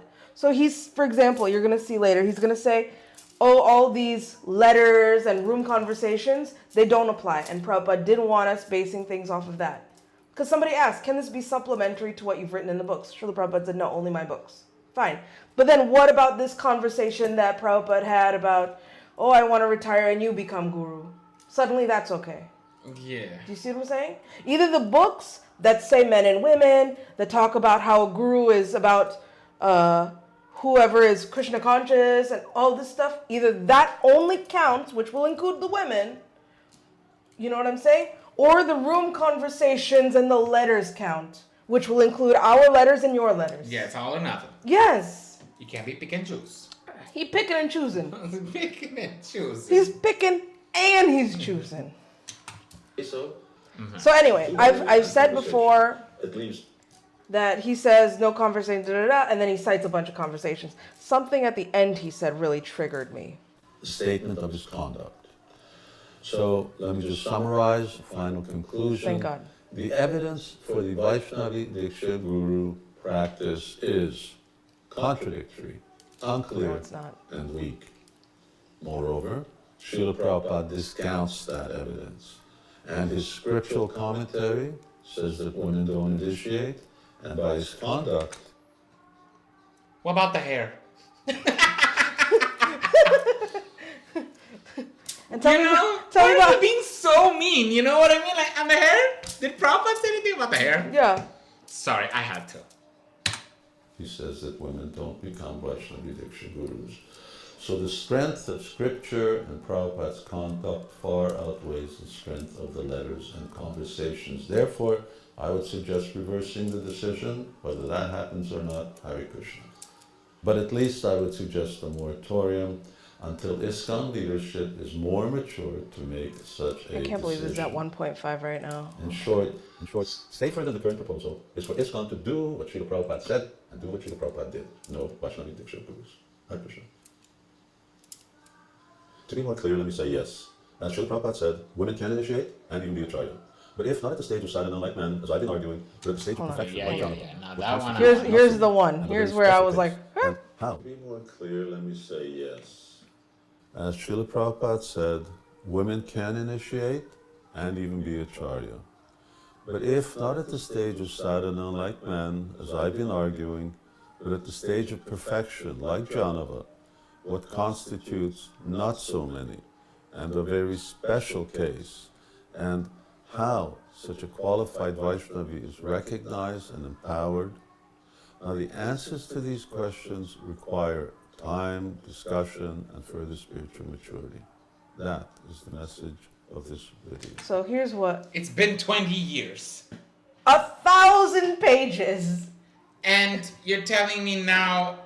So Prabhupada said yes, but no. Yeah. You know what I But mean? you don't Like, accept all the ways he said yes. we didn't get to see it, but you know what I mean? Prabhupada said you can be acharya. That's a big statement. Yeah. That's not just initiating guru. That's Yeah. properly carrying on the torch. Yeah. So, and now we're talking about sadhana standards. Yeah. Are our current gurus, can we say that all of them are at the sadhana standard? Well, what I understood from what he said is that they have to, that men can have that lower standard, but women have to be transcendental. Ooh. That's what I understood. That's what triggered me a little bit. And I was like, okay, we need to watch this whole thing. Yeah, because that's what he said. You have to be at the level of Janava. Yeah. Like, okay, why but is then all it our any? men gurus have to be on the level of Jiva Goswami. This is exactly my You know point. what I And mean? I've said this for years because y'all know I used to give Bhagavatam class, but I don't anymore. But like, have you ever sat in a Bhagavatam class and it's like the craziest man saying any wild thing and totally fine, we're like, Jai, you know? I don't go for Bhagavatam class in a I long haven't done it in time. years because I get triggered because I'm like, look at this crazy man Triggered. getting up there saying this crazy stuff, right? But if a woman gives Bhagavatam class, she cannot rock up there and say any crazy thing. The standard is significantly higher for women. Yeah. And I'm not saying women need to have a lower standard. I say men need to have a higher standard. Yes, I like that. Yes. Many of them much higher standard. Much higher standard. Don't give Bhagavatam class if you're crazy. Yeah. That's a good one. I like that. Yeah. I like that. Give men an even higher standard. Yes. Yeah, I like that. I like that You one. know? Why is it that a man can have this lower sadhana standard and they might be a pedophile, they might be a womanizer, they might be stealing the congregation's money, they might be, and we go, Or you can be a missionary yeah, guru. but you could be like Narayani Mataji, right? Who literally wrote the books that they use for gurus, right? To become a guru, you have to take Bhakti Shastri, Bhakti Vaibhav, Bhakti Vedanta, right? And she wrote all of that teaching prep. Teaches them how to be a guru and cannot be a guru herself. Because she's not on the level of Janava. Because she's not on the level of Janava, according to who? When I take Prabhupada off my never said glasses, that. everything is fuzzy. Because my eyesight is imperfect. Yes. Do you see what I'm saying? Anybody, who is he or anybody else to judge whether or not she's a pure devotee when you may not be a pure devotee? Exactly. You know, we can't have, and we know in the Bhagavatam that the guru is transcendental and he's pure devotee. He must be a pure devotee.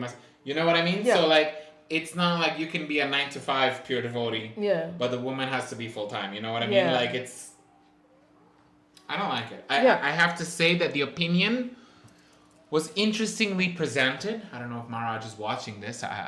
We're not intending to make offense, but I have question with some of the things and some of the ways in which you have presented your evidence. Yeah. Right? It does not leave scope for much conversation to refine what you're saying, to allow us young generation, especially young. You know, Prabhupada wanted everybody young. Right? Yeah. They were the ones who are actually willing to listen. Mm-hmm. The older ones, they don't want to listen no more. So it's kind of a youth game right now. Yeah. And very impressionable youth. We need to find a way to get that conversation up. And this was not the way to open up a conversation. This was a one-way street. Which is a little unfortunate. You know? Prabhupada was so... Whatever the debate is about women and men and Shastra Committee and the 1,000 pages and Tirupati, Prabhupada was always so very kind. Mm-hmm. And I think that on both sides has been kind of not looked at. I think that's where the key information is. To be kind, to be open, encouraging, but also I think neither side is being kind about it. I think the people Like I who are said, pushing for there's women years of are trauma. pushing it angrily. Years of trauma does not I'm not justify. saying it's okay, but it... No, I know what you mean. know Like what it I'm is saying? there, but then again, if there's two sides that are like spitting Prabhupada's name at each other, you have to remember that Prabhupada was somebody who was very kind. Yeah. It would be much more helpful to the pro community if they just remembered that a bit more. Yeah. The anger But kind what of anger triggers have you seen the so contra. far? What anger have we seen so far? I don't know. It's Because more, like for example, like I gave the example that after that moratorium, there was a few months where they could have initiated, and they've been and they didn't. They didn't, out of respect to the GBC. Yeah, but it's more like You see what I'm saying? silence. What silence? It's kind of like to me. It's kind of like there's a lot of anger at the GBC level.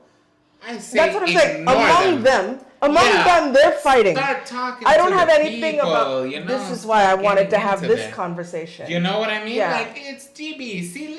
Let them fight. I said that's why I said in the beginning. Let the God siblings fight. I don't know anything about them. I'm not at a level to exactly interact with them. You know. You know, we need to bring But the Krishna consciousness. we're to the having a people. conversation. Exactly. It's this is where it needs to be. You know, Yeah. you'll find what's important is that you find whoever, male, female guru, be on the standard. Yeah. And whether it's Jiva Goswami, whether it's Mahaprabhu or Janavadasi, that's the danger, right? It becomes a show, and there's nothing more dangerous than hooking yourself up to a guru who's not on the standard. Yeah. That's what we really need to be talking about. It doesn't matter if they're male, female, black, gay, straight, poor, rich, Chinese, Democrat, Republican. It's kind of like, can this guru really teach you not just to serve Krishna, because that can be so performative, right? That's not, what is that, Vaidhi Bhakti? No, which one is it? Yeah, Vaidhi Bhakti, right? The performative, not performative, but you know what I mean? Like the ritualistic. The ritualistic and the regulative Bhakti. Yeah. We don't want, that's already a step up from sense gratificatory life. Yeah. But can you find a spiritual master who teaches you how to love Krishna? Exactly. To love the process. Because I see a lot of people, so-called initiated, so-called gurus, so-called department head, so-called, leader of some sort. They all go to the temple in their silk dhotis. They chant their 16 rounds a day. They have the tilak, the shaved head and everything. Absolutely useless. Right? And then there's others who possibly don't do that, or who do as well, but they shine a little differently, and they run towards Krishna. They love Krishna. There's a softness there. That's the point of the guru, and that's what Srila Prabhupada instilled in all of us. That is the role of the guru, to instill that love for Krishna through the guru. That's the conversation that you need to keep in your head, in my mind. Yeah. Yep. Getting to the semantics of what letter 1965 said, because if we analyze the way that it said, because you're not gonna reach anywhere. This is all a trap. You know what I mean? It's a trap on both ends. You just do you, and try and find a way to connect. Let's start with Shiksha. Yeah. Right? You shouldn't have to wait for a GBC. Go find yourself a Mataji that you feel really close to. Start taking that Shiksha. It might as well be Diksha. You know what I mean? What was it, Ekalavya? Who accepted Dronacharya as his guru? Was there a formal initiation? No, the problem with Ekalavya is that he... I mean, there's problems with Ekalavya, and he's used an example of a really not good... Yeah. The lizard clicking away. But you know what I mean? I don't know even what I mean. But it's kind of like, if you accept as your guru, go, that's where we should be heading towards, Like, let the formalities go, and the god siblings, I mean, the problem with Ekalavya, which is actually weirdly kind of related, is that he wanted to take Drona as his guru, but Drona wouldn't accept him because he was lower caste. And he could also see that he would be a better archer than Arjuna. Yes. So then when he found out that Ekalavya was secretly taking classes, he said, well, now you owe me a Dachina. He said, I'll give you anything. He said, give me your right thumb. Gave. Over, But we do not like Ekalavya. Yeah, I got a soft spot for Ekalavya. I love the commitment. I love you know what I mean? Yes. I love. But Prabhupada didn't like him. The Acharyas We're supposed to not like him. You know what I mean? I'm trying to remember why. Yeah, because he one-upped his took guru type of thing. He took instruction from his guru without asking. So it's what does that mean? Like, isn't that the point of the guru? You just... Right? Which goes to show, there has to be a two-way street in the guru-disciple succession. Exactly. No red fix. You know what I mean? But we talked about that already. I don't know. I find it very sad. Well, of course, Shiva Maharaj is one. So they're all kind of rallying behind whatever he's saying. They cite a lot of ancient Shastra that we don't. What does my Guru Maharaj say? Do you know? Oh, I'm glad you said that. So your Guru Maharaj is pro Vaishnavi Diksha Guru. And, very interestingly, I didn't know this at the time, but so this ISKCON, okay, let's get into the tea. I was going to show some other references for people supporting Vaishnavi Diksha Guru, there's Mahanedi Swami. He said something very interesting. I'll pull it up later, but he basically, I was listening and he kind of said what everybody says, but then in the end he said that. So now if you look at this Srimad Bhagavatam, and all the commentaries of Sanatana Goswami and Sri Jiva Goswami, and they talk about, in the Bhagavatam where it talks about Diksha Gurus, they don't nowhere do they prohibit women from becoming gurus. They don't say anywhere women cannot become gurus. If they're qualified by the spiritual qualities, then they can give Diksha. Sanatana Goswami also wrote books. Rupa Goswami wrote books like Hare Bhakti Vilas, Upadeshamrita, Vajrasamrita Sindhu, where they talk about the qualities and actions of Diksha Gurus and Shiksha Gurus. And nowhere in their writings do they say anything to prohibit the ladies, women from becoming gurus.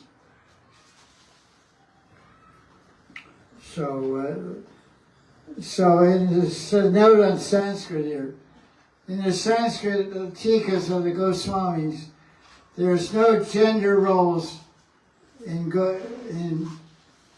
they don't describe any gender roles in the qualification of a guru. Whenever they're describing Guru Tattva or Guru Shiksha or Guru Diksha and Sadhana Bhakti, the Sanskrit words are gender neutral, which means that the descriptions can apply to either women or men. So the conclusion is yes, women, if they have spiritual qualification, can become gurus and go to Sampradaya. That's my opinion, that's my idea based on tradition and based on Shastra of the 6 Goswamis. I don't know how I feel about this degrammatification of the Sanskrit, you know what I mean? Like, it's here, like I can feel But it's it. interesting to hear like different people's perspectives, you know? yes. Like I also was listening to Ayendra Prabhu, and he was like pro Vaishnavi Diksha Guru. He's like, look, if they're on the standard of love of Godhead, You know what? do it. Let's skip straight to the point that I want to know, right? All this back and forth, Yeah. right? What is the danger if females start initiating? Okay. That's what I want to know. Like, Now we're gonna what get is to- going to happen if we go that route? Here's- Like, regardless of the letters. Okay, so let's get to why this is actually a discussion. It is not about Vaishnavi Diksha It's Gurus. not. You can Like clearly GBC see. voting or something. You It can must clearly be some see. power play. And even like he's making it his language is like intentionally misleading because he's saying that it's divided. It's not divided. Most of the GBC agree that there should be female gurus. Exactly. There was 2 holdouts. That was it. Oh, it had to be unanimous? No. So then? So now we're gonna find out the tea. Why is this a discussion? Oh, So the ISKCON India Bureau, so they are a group of men who are against airtime. everything Oh, I know. involving women.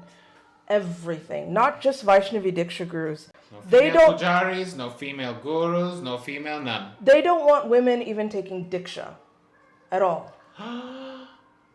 You know? Your husband should be good enough. You're joking. I'm not joking. I'm not joking. And they call themselves Prabhupada. What? And Because they Yamuna is believe- who? Whore. Oh, The letters are there. They refer to the women as witches, as whores, as prostitutes. These are all Prabhupada disciples, not me. You can call me a hoe any time of the day of the week, I'm a tomorrow. whole too. You know what I mean? My rates are cheap And now. I wouldn't say no. Spring summer sale. You know what I mean? What? But we're talking about Prabhupada disciples who lay down their life, literally protected Prabhupada's temples, protected Prabhupada himself, No, that's carrying the not torch, using derogatory language toward these women. So, and they're making it seem like, and they have a plan. It starts with Vaishnavi Diksha Gurus, because you can sort of say, well, maybe, yeah, I kind of get it. We don't want to do too much, slippery slope, you know what I mean? And then they have a plan to do more and more and more. Their ultimate goal is, I don't know if you remember, but in the year 2000, I think it was, 2005, maybe, 2000, I think it was, where the GBC I was 8 years old. I don't know. the GBC made a resolution that women should have half the temple, and if they'd like to, they can give Bhagavatam class. If they want to, they can lead kirtan. So the aim is to cut all these things down that benefit women's spirituality, I Yeah. guess. So that's kind of, and so it's starting with the Diksha gurus, and then it's like, okay, so the boundary's there, and then you move the boundary a little bit, and then you move it a little bit, and then it's going to get to a point where if they keep getting their way, women won't be able to do any of the temple stuff. Nothing. Become a housewife, have kids, shut up. That's exactly what they want. They say women should only be educated in reading and writing, and that's it. There's people buying this crap. And there's people who are buying this. I'm sorry, I'm not to... Yeah.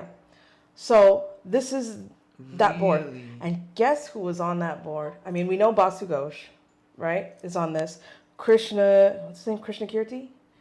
Who? I need pictures. I do not know names. I know one name for But the there is- who shall not be named. I was about to name names. Who shall not be named? You don't want to name? Yeah. Why is he in the middle of everything? Because that's a whole other... Who invited you to this party?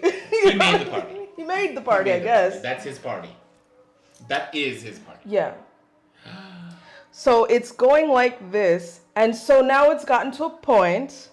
The moratorium was placed because after Narayani initiated that one disciple, they said, if ISKCON allows female gurus, we will separate ourselves from ISKCON.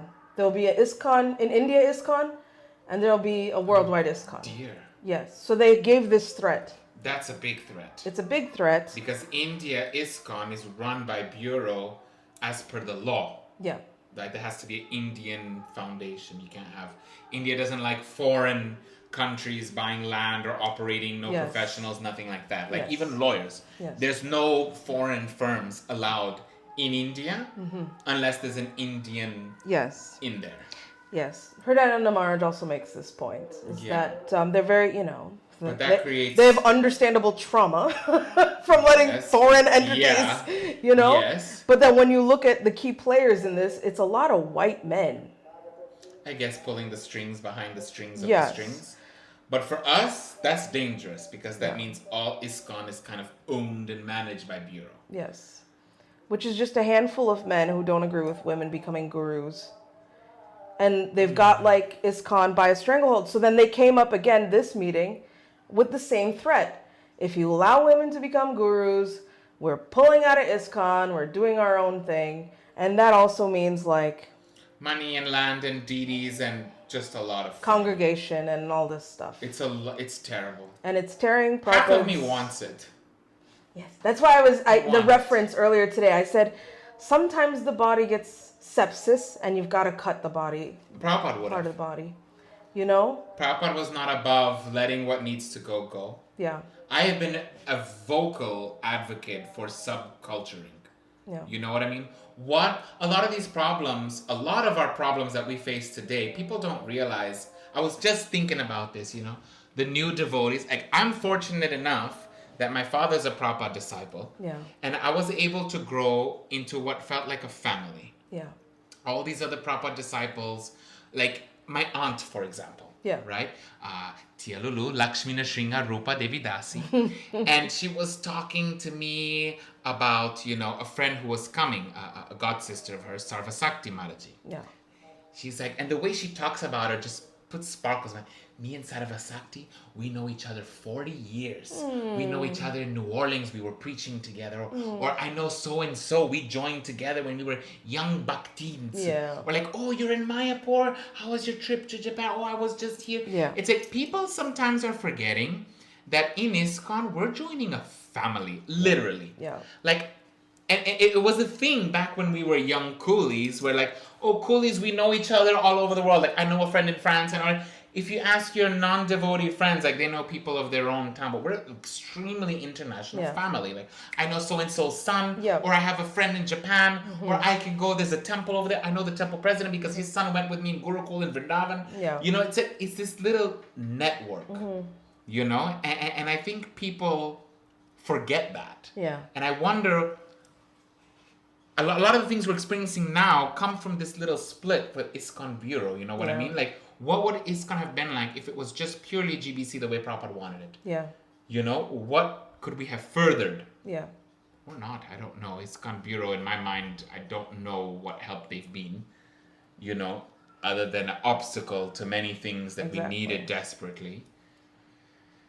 That's wild. It's so, yeah. It's blowing my mind. They're like, they've got, I mean, Maharaj, Hridayananda Maharaj, says that he uses some very powerful language, refers to them as, at one point, terrorists, and they're holding a knife up to the neck of Prabhupada's body, which is... They're so dramatic, the Prabhupada disciples. They are. I kind of love it.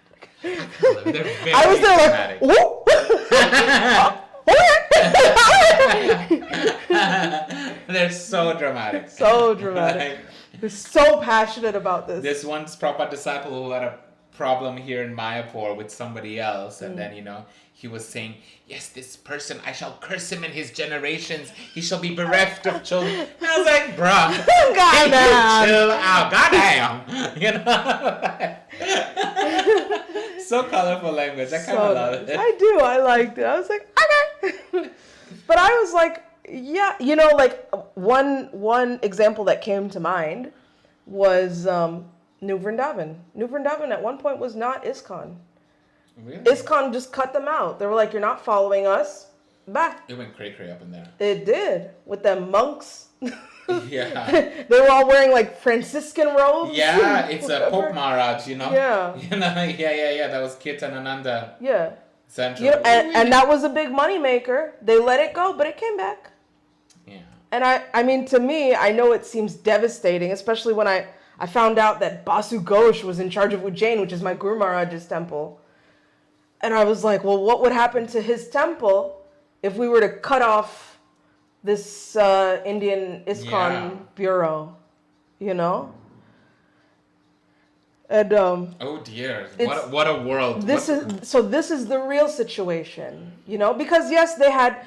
If most of the GBC says yes on the gurus and there's 1,000-page paper, it's been 26 years. What's the holdup? Now you know. Now we know. That's some tea. That's some tea. So the resolution that came out? So let's read the resolution, and here's where people are like, ugh. Statement from the executive committee. So at the GBC AGM 2026, the GBC considered and approved a proposal submitted by the GBC ISKCON Bureau Committee concerning the topic of Vaishnavi Diksha Guru. The GBC Executive Committee presents the proposal below in its original form as approved by the GBC. The proposal approved by the GBC is as follows. Whereas the GBC ISKCON IB Joint Committee was given the responsibility of suggesting to the GBC a way forward to resolve the issue of whether Vaishnavis can take up the service of being Diksha Gurus in ISKCON. Whereas this committee has since then discussed and deliberated Vaishnavi Diksha Gurus and various connected issues to arrive at that way forward. Whereas many highly qualified ISKCON Vaishnavis have done and are doing commendable service under Srila Prabhupada's guidance and protection in the mission of Lord Chaitanya Mahaprabhu. Whereas the GBC-IB committee concluded that the role of the Guru in ISKCON needs to be further examined and clarified in relationship to Srila Prabhupada's position, the managerial system that Srila Prabhupada established, the Guru's disciples, and other devotees in ISKCON. Whereas to conclusively determine, by the way, I just wanted to say that they're saying we need to further discuss this and further. So Narayani Mataji said, yeah, they're saying that because they're waiting for us to die. Yeah. Essentially, they're just waiting them out. So they just keep postponing it and postponing it and postponing it. Yep. And then, but then again, they're probably throwing a lifeline. Because again, we've got the threat of ISKCON Bureau is not to be taken lightly. exactly.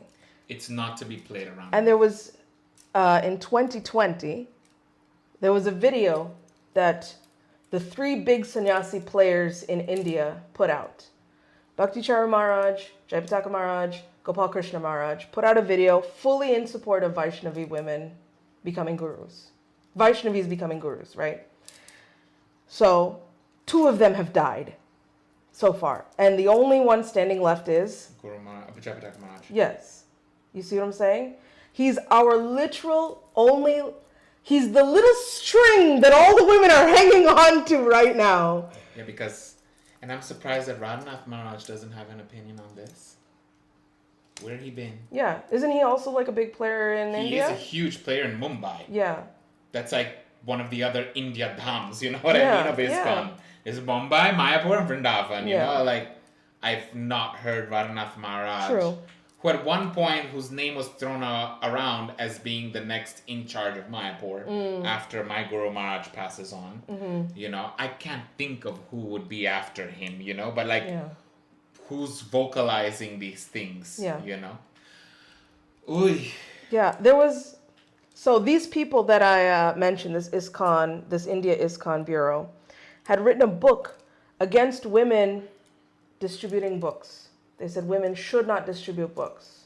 They wrote a whole book about it. Where are these people pulling this crap out of? And your Guru Maharaj, God bless him, was so mad.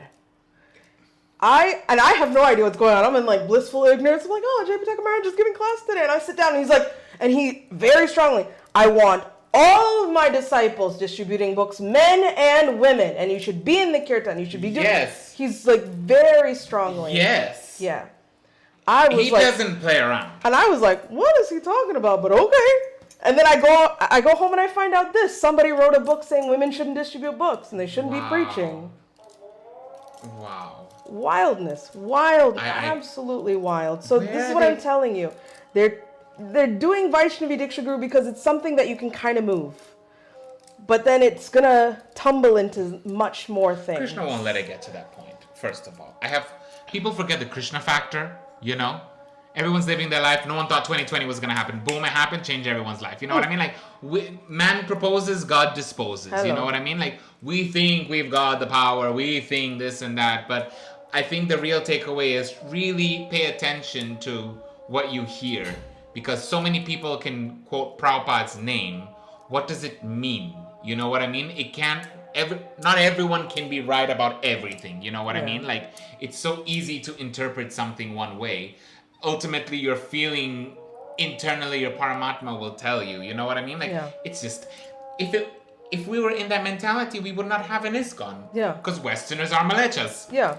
So now that Westerners are not malechas anymore and they're the big gurus, you know, now the women are the new malechas. Yeah. You know what I mean? It moves down one. It just moves down the line. Then it's children, then it's like cats, and then from cats it's mice. Exactly. You know, like it's just, you know, like, wow. Yeah. It's wild. That's what I'm saying. You keep your head down, do your own business. Let the siblings We have this figure and it this out. is what we do. Yeah. Yeah. So there was that. And then also like very poignantly, like, so they had this meeting. Yes, baby. They had this resolution. Everybody was disappointed. And after that, it was open day at Smith's. And Maharaj came to open day. And at that time, we were, not me, When did but this come out? the 14th Of? February. It Oh, was like just last now. week. Okay, Yeah. okay.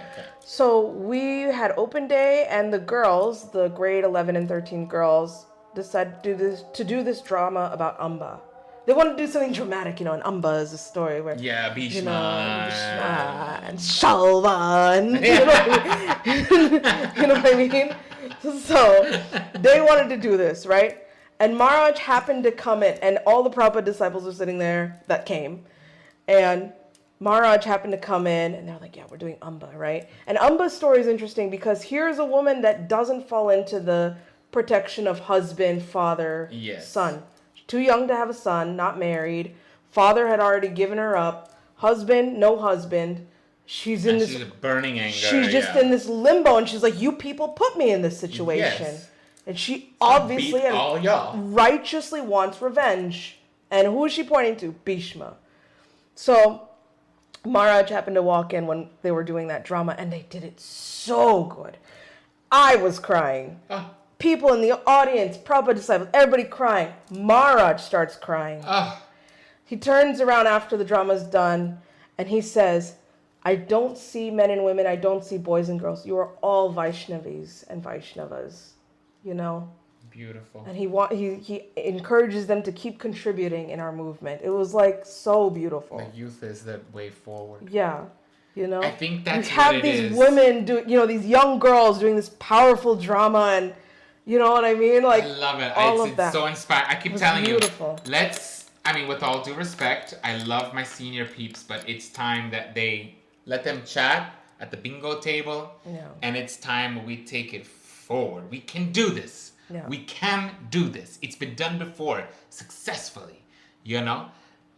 What are they gonna do? Sue you? They're gonna ban you from not coming to ISKCON temple? We'll make our own. Is it so hard to make a temple and worship Krishna the way Prabhupada wanted us to? Mm-hmm.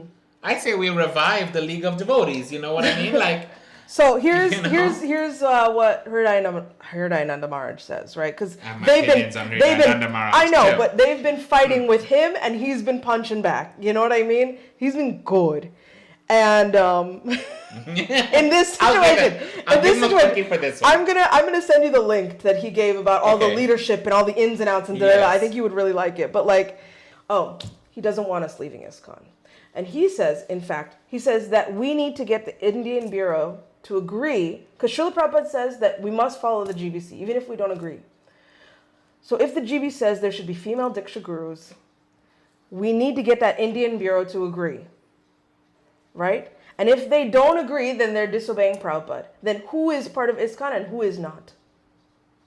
ISKCON Bureau. ISKCON Bureau is not part of ISKCON. Yeah. So that's the people that need to be kicked out. Not that we kick ourselves out. Actually, Maharaj said something. He said something, and I started crying because, like, and I'll see if Yeah, I but can by find that it. logic, it's kind of like Prabhupada could have kept Gaudiya Math. He went and started his own. He couldn't keep Gaudiya Math, you know that. Yeah. Because it broke up after. It broke up. I feel like that's what's going to happen to ISKCON. He tried to do it. He contacted the Gaudiya Math many times, and they didn't want anything to do with ISKCON. That's what I feel. We learned from Prabhupada, you know. Yeah. Well, Prabhupada did tell us to stay in, but I have a little bit of a flirtatious idea with, you know, making an ISKCON. I think ISKCON today is not what ISKCON what was left to us. So there's no reason why we can't make another ISKCON. You know what I mean? Yeah. Where we don't have to worry about people who are wanted, unwanted, allowed, not allowed, you know, like it's a chance for a reset. Or we're all under ISKCON, but we have subgroups. You know, like how in Gorpunim, Rasamrita Kunj, they do their own Abhishek? Yeah. They're not worried about what's happening in the temple, who's allowed Exactly. inside, who's not allowed inside. Right. You know what I mean? Like, we need subcultures where we can do our own thing. Any other points? Suniti, Prabhupada? Just to say that you mentioned earlier that threatening to leave ISKCON is taking a knife to Prabhupada's body and cutting it apart. And Especially, especially when you're not just saying, I personally will leave, but you're threatening to, and here's one more point, and I know you want to say something else, and that is that for those who are disgusted, and there are a lot of disgusted Vaishnavas and Vaishnavis right now, I would say the stupidest thing we can do is to abandon Prabhupada when he most needs us. This hit my heart. Because you know how many times, where I always say I'm in like limbo with how I feel about ISKCON and GBC and whatever, and I don't like this and I don't like that. And then when and my Guru Maharaj on the other hand is like, never leave ISKCON. He says, never leave ISKCON. It's tough, but the material world is impossible. But then I'm in the material world and it seems pretty nice to me. You know? You know what I'm saying? So it's very, very hard for me to... But then when he said this, then I understand. My Guru Maharaj never said that. That's a funny thing. What a funny thing for me to say. Right? The instinct is there. I want to leave. Yeah. Clear out. I don't want to be associated with these people. I want to. That's the thing. I want to. Yeah. But if it's like this, obviously, I mean, who am I kidding? I'm not going anywhere, you know what I mean? I'm not creating nothing. I'm not, like this idea where like a merry band of rebel ISKCON devotees, we go and we create our own milk farm somewhere where we all bring back this. Of course that's not going to happen. What a delusion. But what a, you gotta be careful what you say out loud, you know what I mean? These things manifest, but of course, how silly. We shouldn't be leaving. We should be making it better. Yeah. Right? Yeah. How do we do that? So this is like what really hit my heart is like, he brings it back to what he was saying in the beginning, where Prabhupada trained him, ISKCON is my body. Do not cut this body. And then if I leave, I'm hurting Prabhupada because it's his body. We're abandoning him when he needs us. That made me cry. I was sitting on the floor in the middle of doing laundry. You're like, only person that's like understood me and sees me, you know, like, Yeah, you're right. you know, You're right. We can't leave this. we can't leave ISKCON. We can't leave We need Prabhupada. to grow up. He and needs we need, us. yeah, we need to I'm now. gonna become a guru. yeah. Don't tell me not Actually, to. you're right. You know, like we've been living off the privileges of the previous generation. Yeah. We ain't going doing no Sankirtan. We ain't going My back taking is showers. bad. My back is you know bad, what I'll be I mean? honest with you. Rain check, you know? You know, like, so it's time we actually, if we want to see change in our movement, we have to start stepping up a little bit managerially. And what that means is not getting into the departments and the positions and the VIPs, but rather like start banding together, I guess, within ISKCON to try and shift the dynamic, Yeah. you know? And resolutions be damned and being banned from temples be damned, you know what I mean? Like, maybe that's the way to think about it, you know what I mean? Yeah. It's like, how do we create a space to keep the good things still going Yeah. in a pot where a lot's burning down? Yeah. My understanding of this, because I mean, having dealt with management and GBC and blah, ABC and 1, 2, 3, nothing's gonna happen. But for me, I thought this is my opportunity to be the bright spot in somebody else's life, where everything's burning down, but they go, oh, Prema is the island where I can be saved. You know what I mean? Not as a guru, but just as a safe space Yeah. that anybody can look to me and be like, she's what Prabhupada wanted in ISKCON. He's what Prabhupada wanted in ISKCON. Despite what's To happening create around. a space for that. Yeah, that it's our individual responsibility. Because it's crazy out there. It's crazy out there. It's good, and I don't like it. Yeah. Like, When you see all this stuff going on, you're like, I don't want any part of this. yeah, and I'm like, You why know? is this even here? But to be honest, we make such a big thing. Do you think anybody really cares? I don't think anybody cares. I mean, if they get their way, and then it becomes women can't distribute books and women can't take initiation and women. And then they keep using that same knife of, then we'll cut ourselves off from ISKCON. They're both dying out, though. It's just a How long do you think ISKCON Bureau is gonna, last? How long do you think GBC is gonna last? Yeah, At some point, 50 years from now, they're all dead. yeah. I guarantee it. So, then what? Yeah. It's gonna be you and me and GBC, you know what I Then I'll be like, okay. Approved. At what point, Yeah. 100 years from now, Yeah. we're not, are we? We're not. I don't know. You think GBC won't exist? I think GBC will exist, may exist, but then what's gonna be the flavor? Yeah. You know what I mean? But see, this is like the foundation. So if the foundation is bad, Is it? I mean, you see all this mess. Yeah, this is madness. This is mess. It has. These are old people clinging on to ideals for life. Ooh.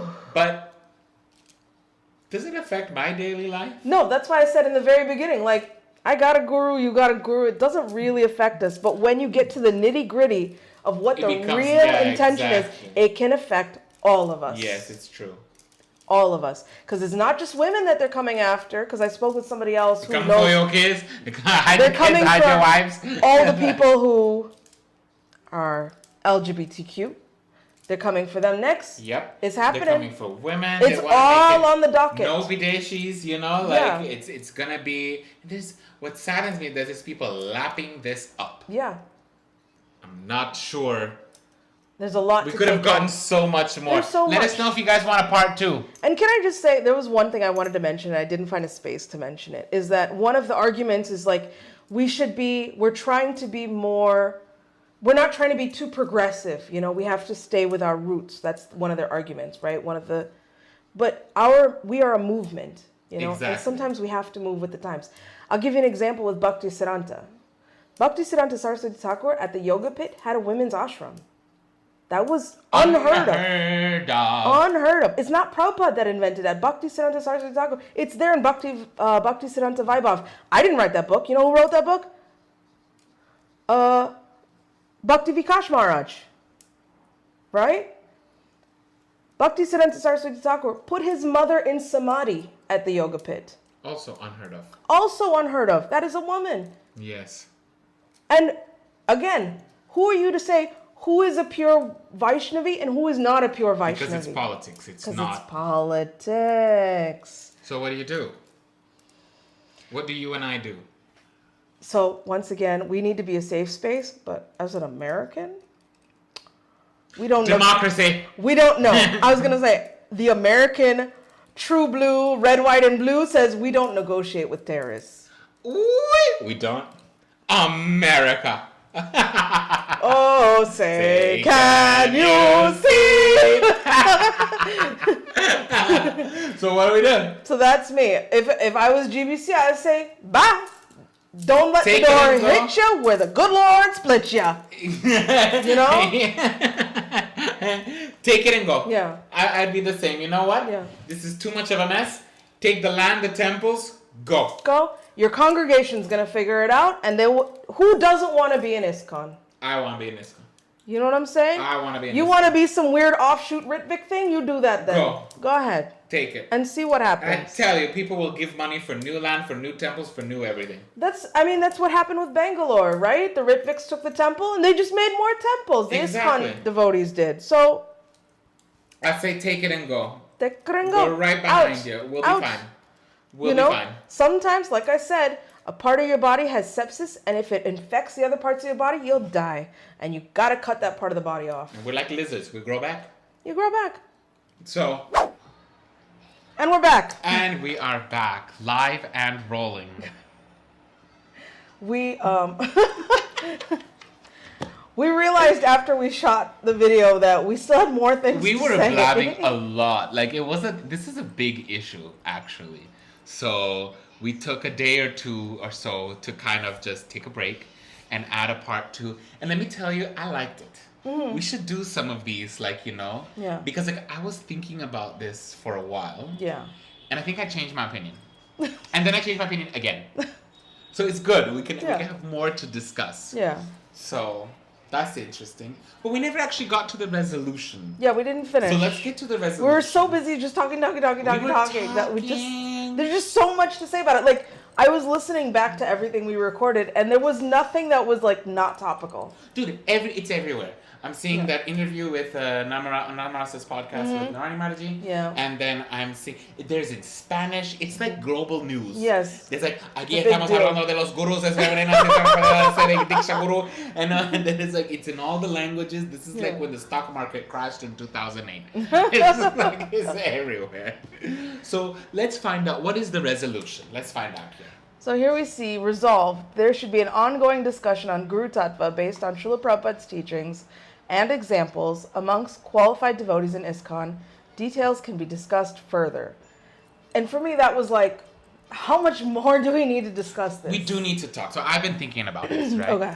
So there's a lot of pro female Diksha Guru Shastra out there. You know, like you were mentioning, like this thing kept going over my head. You know, you were saying like there's 1,000 pages, there's 1,000 pages.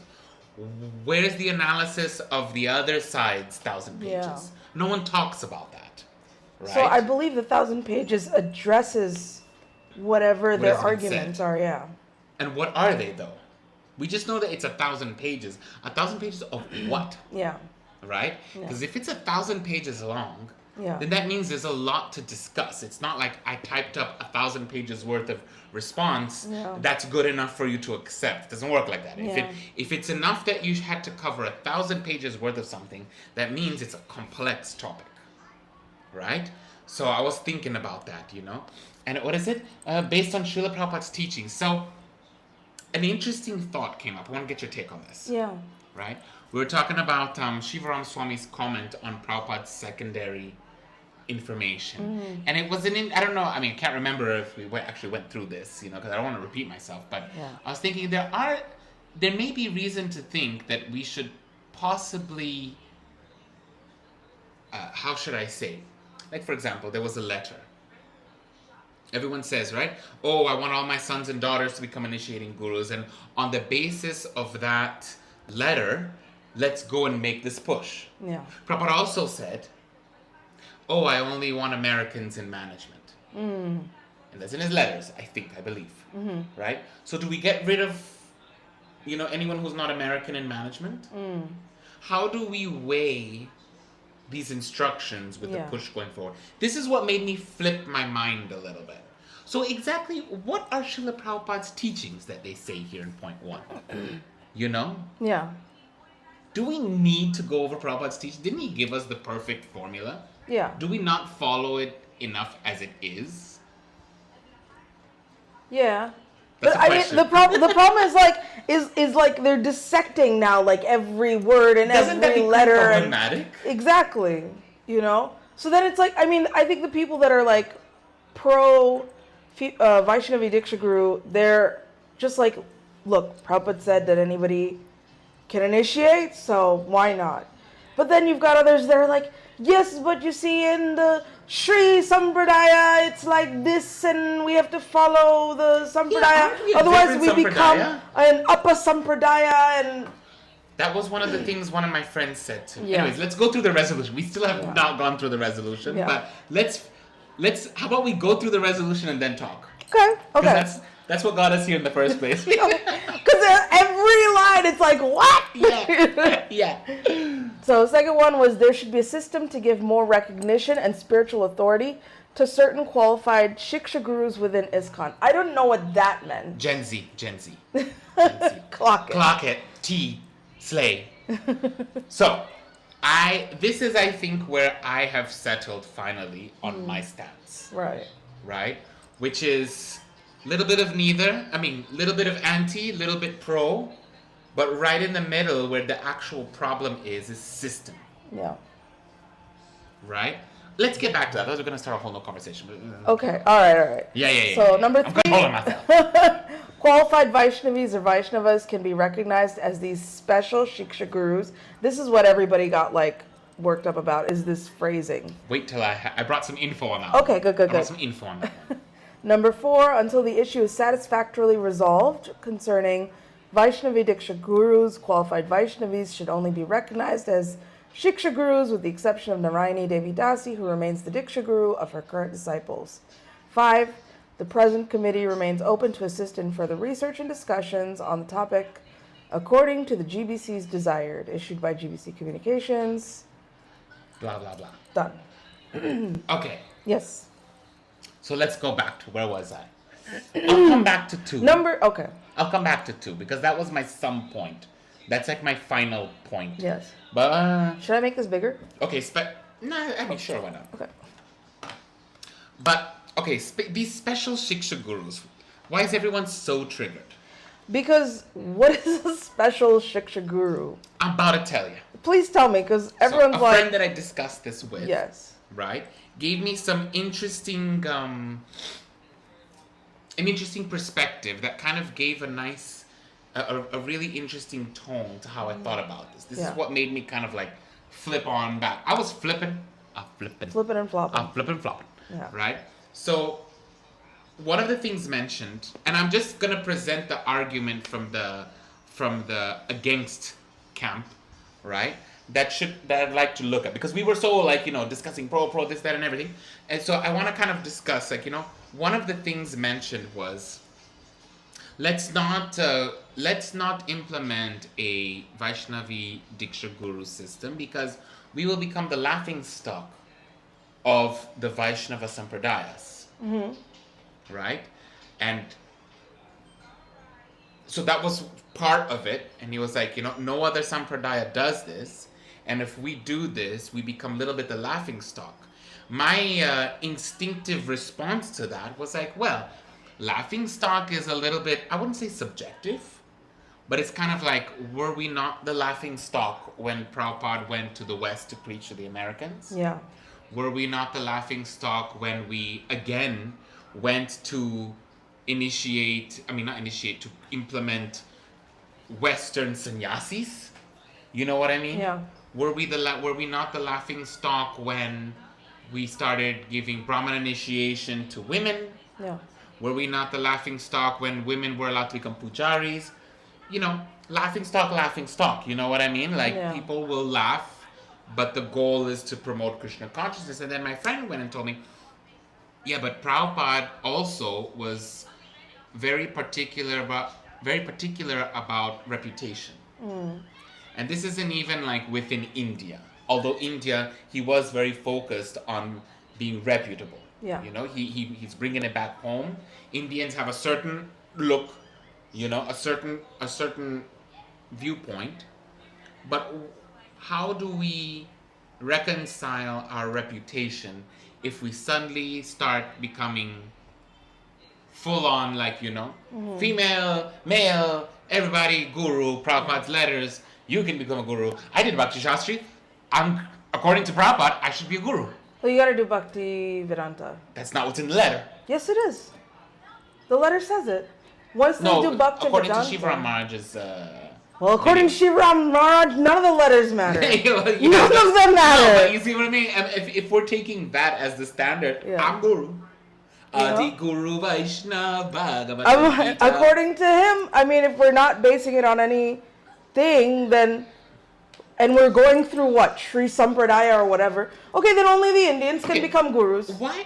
Yeah. You know? But why? First of all, why is Sri Sampradaya?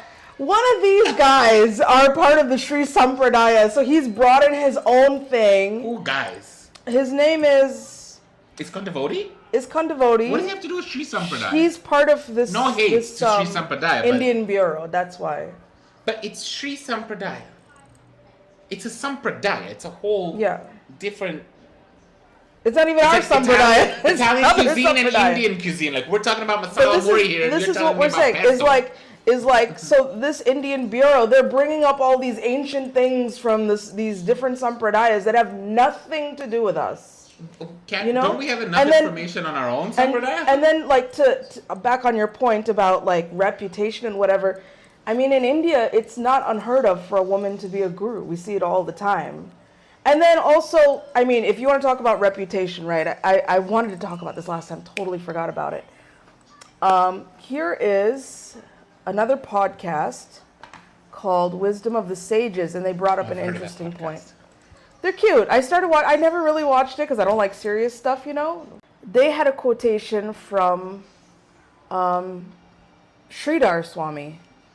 Oh, Prabhupada's godbrother, and Prabhupada said, if you have any questions, ask Sridhar Refer to Maharaj, Sridhar right? Maharaj. He's very respected. So here's a quotation that they pulled up from Maharaj, asking exactly this question. This is someone was through an interview with B.R. Sridhar Maharaj, who was someone that Srila Prabhupada highly respected for his knowledge and understanding of our lineage and its teachings. This is Prabhupada's elder godbrother. Who he was very intimate with and so on. They had And very, very learned too in both Western respected, philosophies. widely respected for his learning. Very and humble. very being rooted in the tradition. He's asked, can women This become is gurus? He says yes. someone was If they- through if an they interview with sincerely B.R. feel they can Sridhar help Maharaj, others, they may be. who was There's someone so that Srila many. Prabhupada Genevieve Devi, the wife of highly Vishnu. respected for his She knowledge began and understanding of our extensively lineage and its spiritual movement, teachings. and there are many others. This And is he also Prabhupada's says, whether such elder a qualified godbrother. lady at Elder Chai should be godbrother, accepted or not, who he was that very may be a intimate question with of controversy. But I and think so on. for They the had And very, very learned too in both Western respected, philosophy. widely respected for his learning, Very and humble. very being rooted in the tradition. He's asked, can women become guru? He says yes. They must be given If the they freedom. if they sincerely feel that they can help others, they may be. There are so Before I many. address their Genevieve main Devi, the wife of argument, Nityananda one Prabhu. last- She began extensively Love the spiritual Yeah. movement, and there On are the many spiritual others. side, I And he totally also see. said, Yeah. whether such There a qualified should lady be at no Chari should be reason. accepted So or not, this that actually may be ties a in question with of the controversy. original- But I think for the sincere thinking original person, point of having a guru at all. wherever Yeah. there is Krishna At all. consciousness, Yeah. there's Is to purity. preach. And wherever the We sincere need more urge for Prabhupads. propagation, We need more that Bhaktivinoda sanction Thakurs. must be We there. need more They must be given the Goswamis. You know, freedom. I mean, to I'm serve not us with. comparing them on that level, but we need people to go Before out I there. address their You know? main argument, there's one last it thing I doesn't want to say. necessarily This mean is you have to be on Acharya, but we do need the Krishna consciousness factor to get Yeah. out there. There should Yeah. be no reason. So for me, reputation wasn't an argument, Yeah. right? But then something very And also, I wanted to mention yeah. one thing. That's it. And then, so then I found out that Narayan Maharaj. Do you remember Jadurani? She was like one of Srila Prabhupada's first disciples. Yes. And then she switched over to Narayan switched Maharaj. over. Anyway, she's a guru there.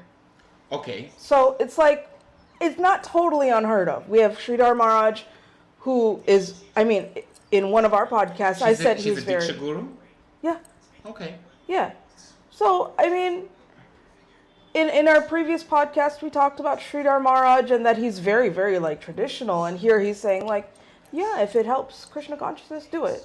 And then we have, like, Shamarani now who's doing it, you know? So it doesn't seem like something like that's totally out there, you know? I think in terms of, for the concept of just being female, what's the big idea? Yeah, For me, it's implementation. yeah, Implementation, making sure it's done right and well, is actually what the issue is. Because I feel like everyone wants a piece of the pie.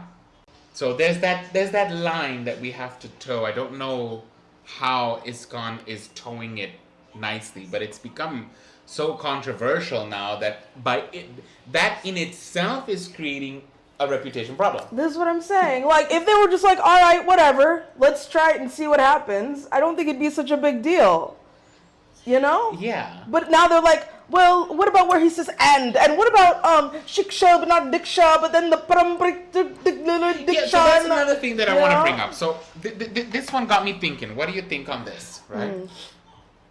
We talk so much about diksha, and the question was, what is it that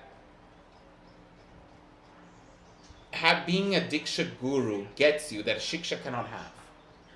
The connection, right? Doesn't it give that formal connection So, where as you in, make like, the question vows? is, let's go back to the original question, or satisfy an original question. Like, what is the need for a Vaishnavi to be diksha? If shiksha is the more important relationship. Right. Like, I feel like we've also skipped the shiksha part. Yeah, We went straight to, we went from male gurus, both shiksha and diksha, to now female diksha. Like, where is the phase in which several Vaishnavis are being presented to the public from around the world, yeah, who are on the level, who are on that zone, Yeah. who are willing, who are capable, who have a community or yatras that are saying, please consult with this Mataji. Can I say, like, is with that second part of the resolution, is this the system to give more recognition and Exactly. spiritual authority? Because that's what I was wondering. Like, are we authorizing? Like, do we have to like do a whole system now with shiksha gurus? Like, Yeah. here's our qualified shiksha gurus. Don't you feel like that's like micromanaging? It is micromanagement. Like, I don't want that. I don't want that either. You know what I mean? Like, now it you're feels like a getting into lot. shiksha gurus. Like, why do we have They're to? okay, we don't want the women to be diksha gurus. Let's find some qualified shiksha gurus. This is not not it. And that comes to my original. So just one last thing I want to say on this point on shiksha and diksha, right? It's like, what was the need for diksha when shiksha is more important? And then a backup fact to that was the fact that I was speaking to this friend, and this friend was telling me, you know, like, Bhaktivinoda Thakur's guru was Vipin Bihari Goswami. Bihari Goswami. I didn't know that. Yeah. Right? Yeah. But we do not see Vipin Bihari Goswami on the altar. It's straight. Yeah, we have a I shiksha always grew up parampara. thinking, yeah, we have a shiksha parampara. Yeah. So if that's so important, why is everyone getting triggered about special diksha gurus? Yeah. The diksha is just to stamp your tax payment card, you know, to Krishna line. Yeah. You know, you're just chopped in, Yeah. but you follow the shiksha line. Yeah. You still have to take your diksha. Yeah. But the importance is the line of shiksha. In fact, it's even telling in the name, shiksha, the teaching, right? So I'm wondering, why is there such a push for diksha to be there when we can have the same, we all worship Krishna every day with parampara on our altars that are literally a shiksha line. Yeah. So why the push for diksha? I just think, okay, so with diksha, again, it's the ceremony of making the promise, you know, that I am, you know, I've turned my face to Krishna. I'm following these rules and regulations, chanting, whatever, right? And you're promising this to the guru and all the assembled Vaishnavas and the demigod of the fire, right? Who's the mouth of Lord Vishnu. Cute, right? I love it. I like that. Here's a banana. Hey, yeah. Want some cashews?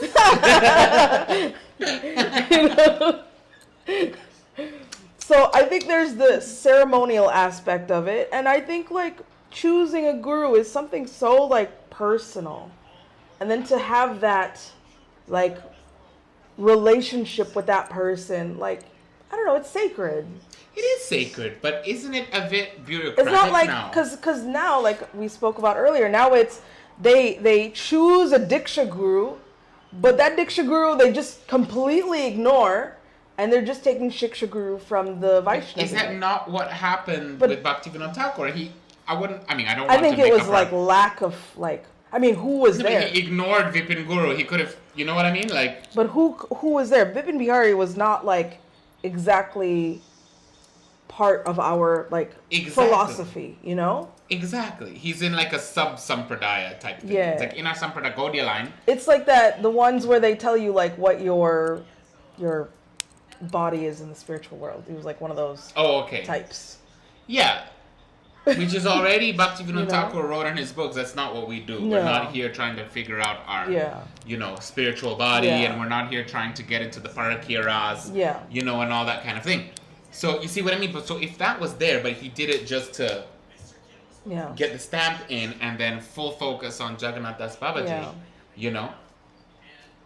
What's the issue with the special Vaishnavi gurus? Yeah. In fact, if anything, it makes the relation, I would argue, that the respect given to the tattva or the bhav or the mystery or the intimacy or the confidentiality of the female guru is more preserved when it's kept somewhat nestled in out of line of sight. You see what I mean?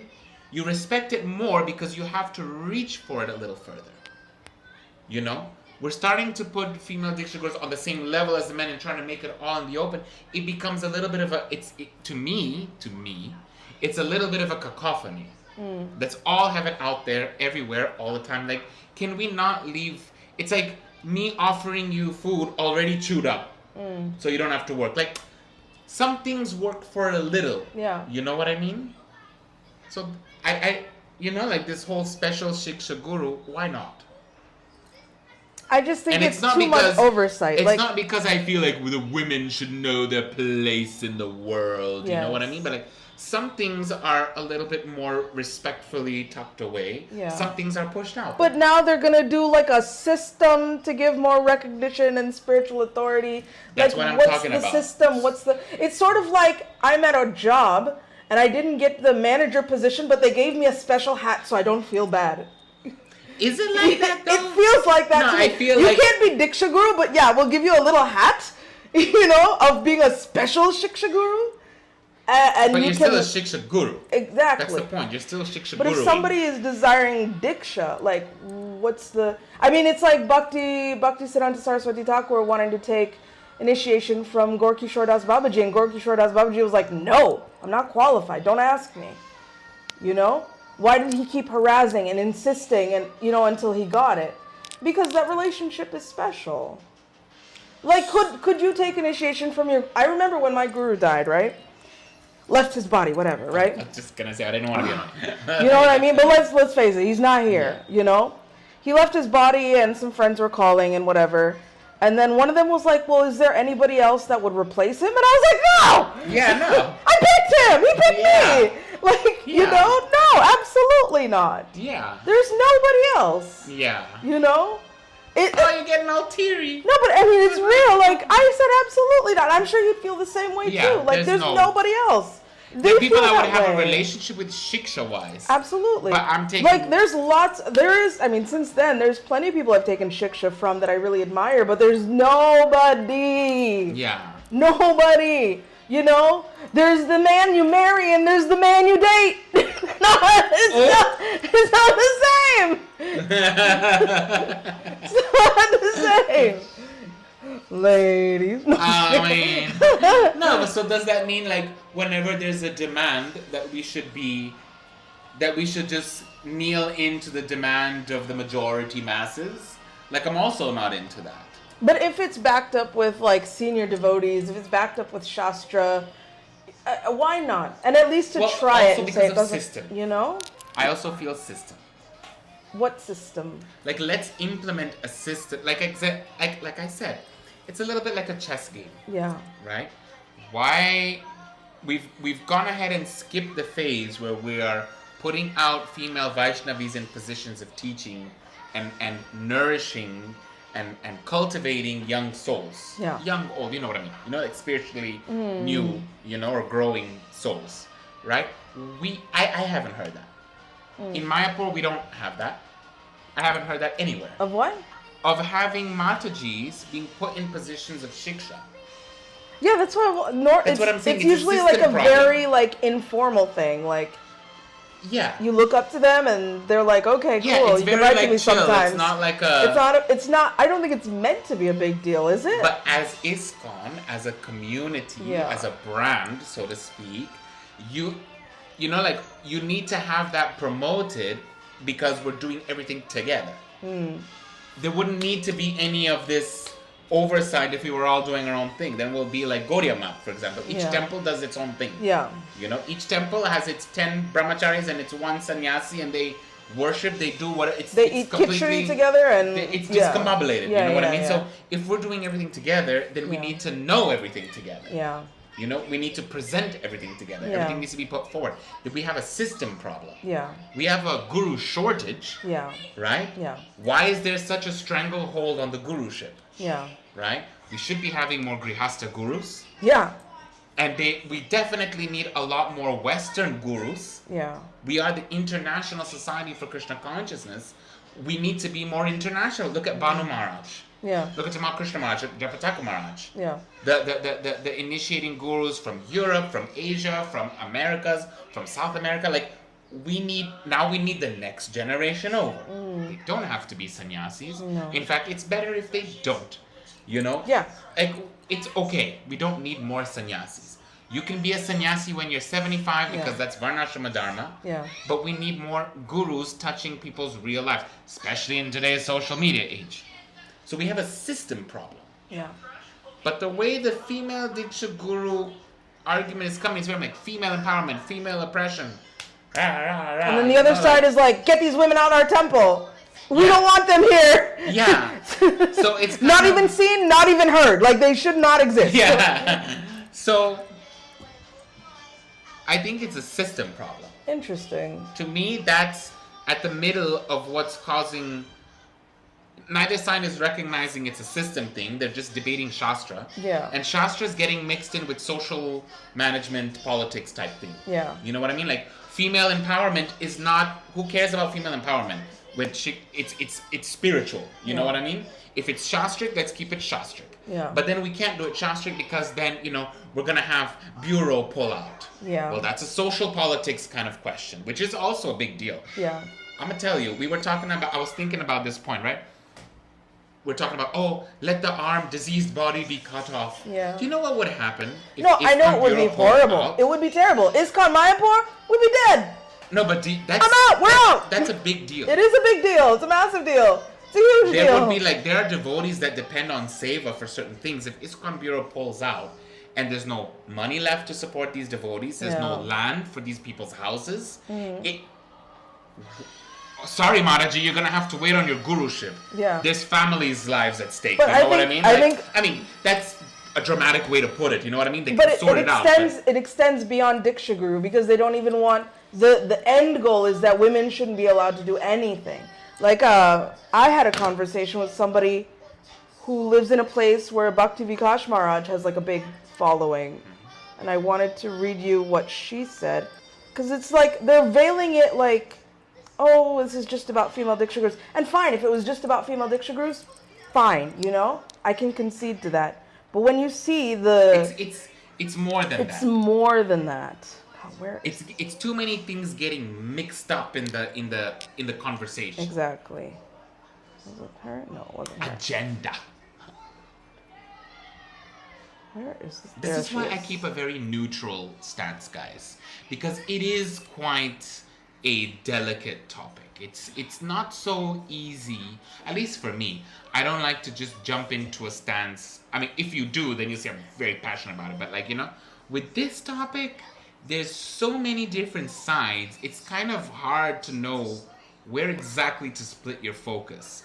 But of course, my guru, my ultimate like reflopped back was you said, if my Guru Maharaj says, let this be done, let this be done. Yeah. That was very easy for my mind. Yeah. Intellectually, it's hard to piece together. But if my Guru says this should be done and move forward, I trust my Guru. He must see something that he must see something I'm not seeing. Yeah. So therefore, I'm in. You know what I mean? I have no place to go beyond my Guru's understanding. I follow him and I trust the process.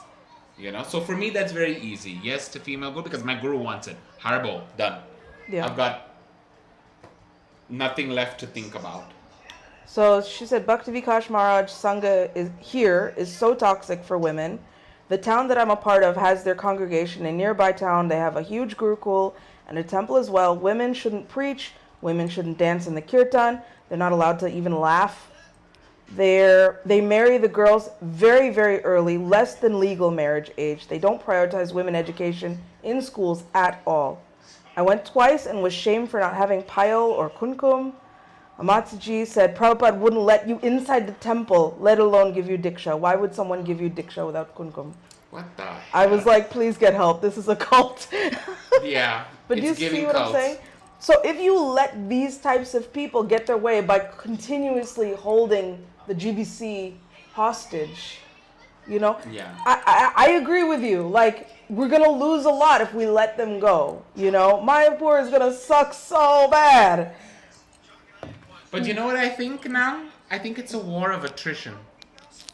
I think each side is waiting for the other side to conk out first. Yeah, they're waiting for people to die. As much as they're waiting for us to conk out, we're waiting for them to conk out. They're old. Yeah. All the people in the bureau, one in particular, they're aged. They're going to age out of the system soon. Yeah. I don't know. And there's a lot more of us than there are of them. You know what I mean? Hello. I don't know. But This is what I'm saying. They're not going to be like, hey, we'll be liberal with Mayapur and I'm just doing my thing in my temple. No.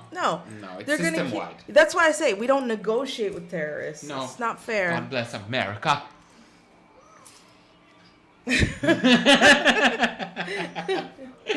And that's pretty much all I had to say on the matter. Me too. It sucks. And I think this kind of hit me when they started talking about this kind of stuff is because I do see it a little bit with something so small like the dramas. It's always about the dramas. But the dramas, how they're we don't want any women dancing in front of the deities to the deities, doing dances that were for the deities.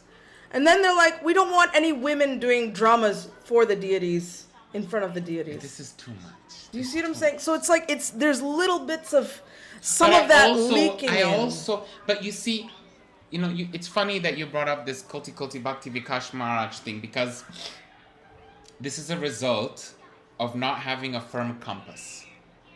We have become so cheap, Prema. Everyone is doing whatever they want. Yeah. A lot of the reasons why we stopped some of these dramas, I've seen some dancers, women, doing some voluptuous looking dancing in front of the deities.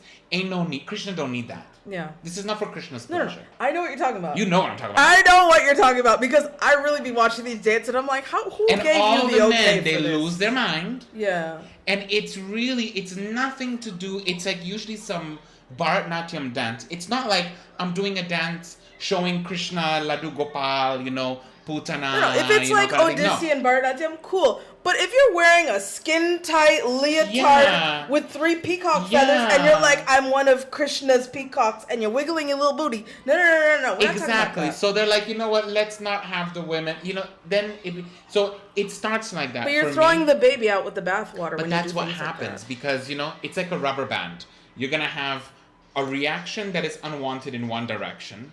Then it's going to snap. In order to correct that, you're going to snap and you're going to go to the other direction. Yeah.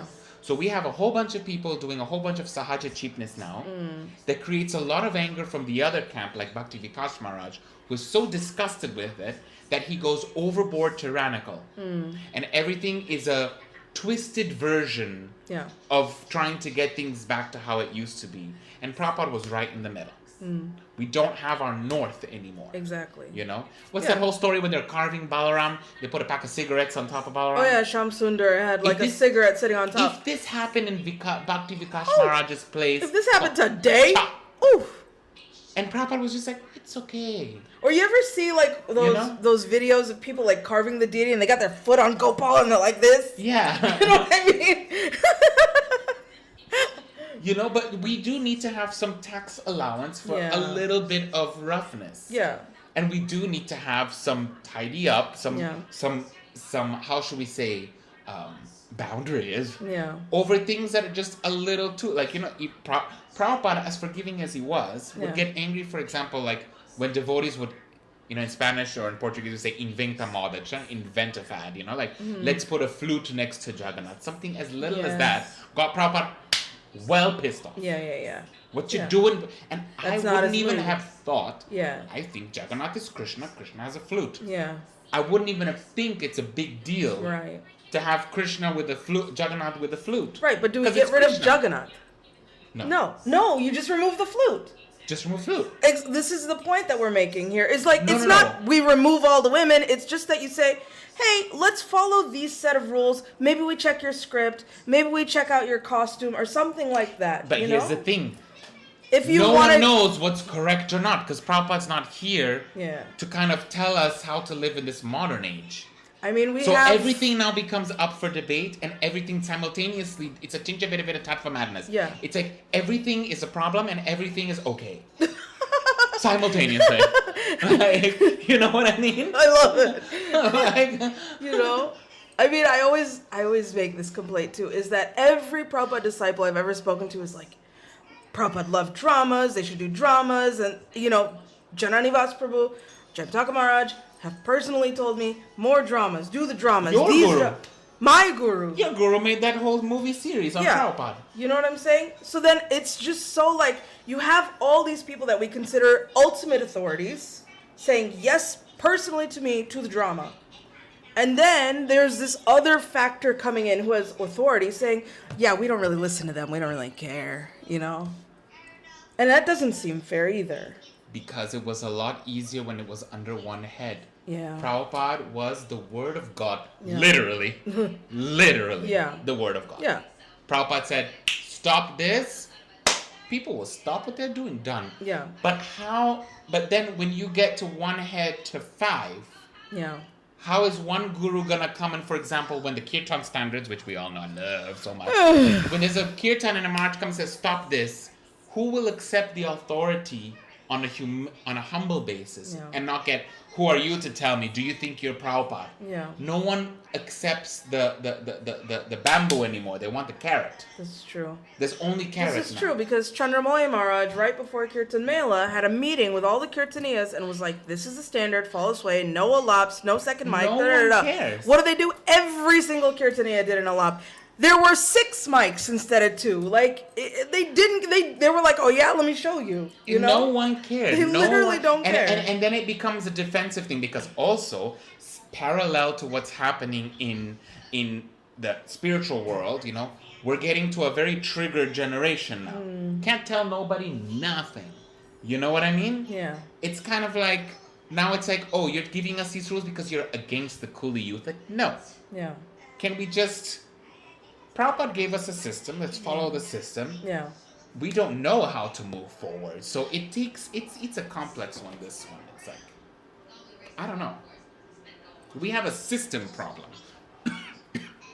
We don't have a Shastra problem. We have everything we need from Prabhupada's books. But of course, like if Prabhupada were here, what would he say? There's too much speculation. Either we do it or we don't. Yeah. But either way, we need a system. Yeah. There's no system. I mean, we kind of have something that Prabhupada said, but it's picking up, okay, what kind of guru? And what about the one he said? And what about this word? And the 1973 letter beats the 1969 letter, you know? And it's like, okay, this is what's the word? Legit? No, it's not. I know which one. The word. Litigation. Litigated to death. Yeah, litigated where to it's death. like every word, every sentence, you know what I mean? Like, it's overdone. And just my fear is just like, they get their way, and then it's like, none of the women are allowed to do service, you know? And then what? But I will also, we will close off. Do you have anything else to add? Oh, Chandrasekhar Maharaj then started... Oh my God, for a minute. Huh? No, Chaitanya Maharaj. Not him. He'd be like, but what about their clothes? Yeah. Who's Chandrasekhar Maharaj? Sannyasi. See, there's so many sannyasis and things that we don't know, but he's a sannyasi, and he started passing around a petition, and now he's doing like a day of prayer or something, like a global prayer day or something, to pray to Krishna to relieve ISKCON of this issue, which is interesting. That's cute. Right? You hear about that like in Krishna book all the time, That's where cute. Kamsa is like harassing everybody, and then all the devotees get together. They're like, please, Krishna. Yes, all the demigods go to Lord Brahma, and Brahma's like, I don't know. And then Brahma himself is like, I gotta go to... I was just reading, there's this book I'm reading, ironically, by Shivaram Maharaj, the Sadhava Hridayam, about, it's a book just on the Leela of Durvasa Muni, that Leela with Ambarish Maharaj. Yeah. And I found it funny because, finally Durvasa Muni goes to Lord Narayan, and he's like, help me, and then Lawrence like, the big chakra's coming after him. And I was like, let me think for a minute, I love it. Think, everyone's like, go Everyone's feeling the heat of the chakra. And then the Lord's like, I'm aware of it. Hold on. Hold that thought. Finish my book. Or whatever. So, yeah. Sorry, what were we talking about? Yeah.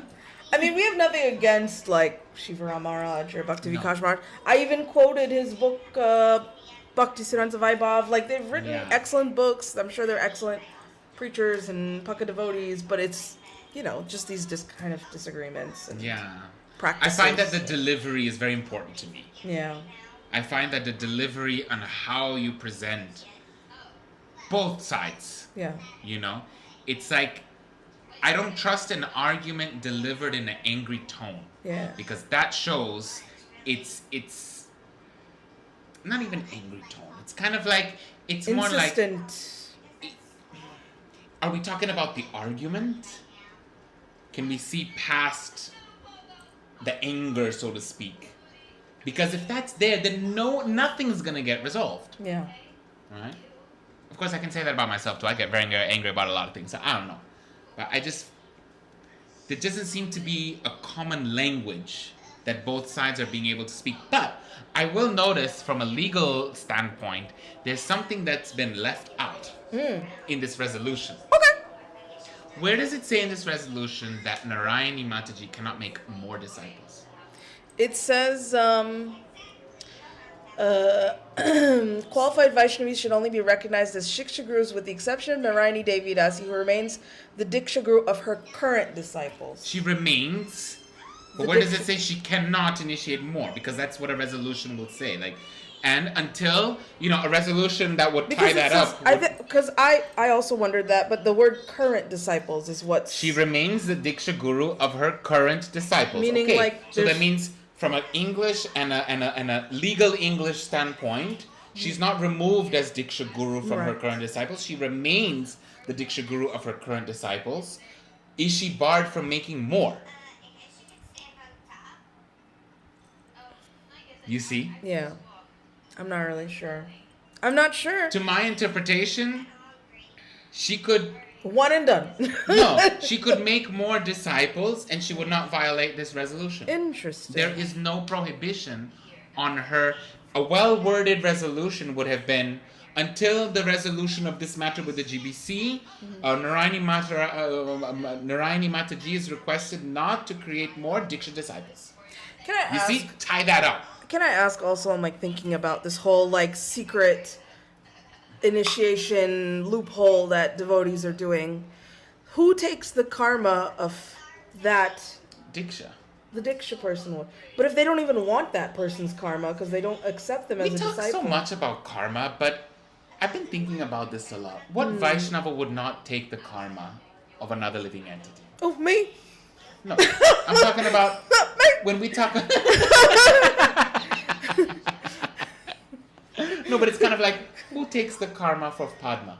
Me.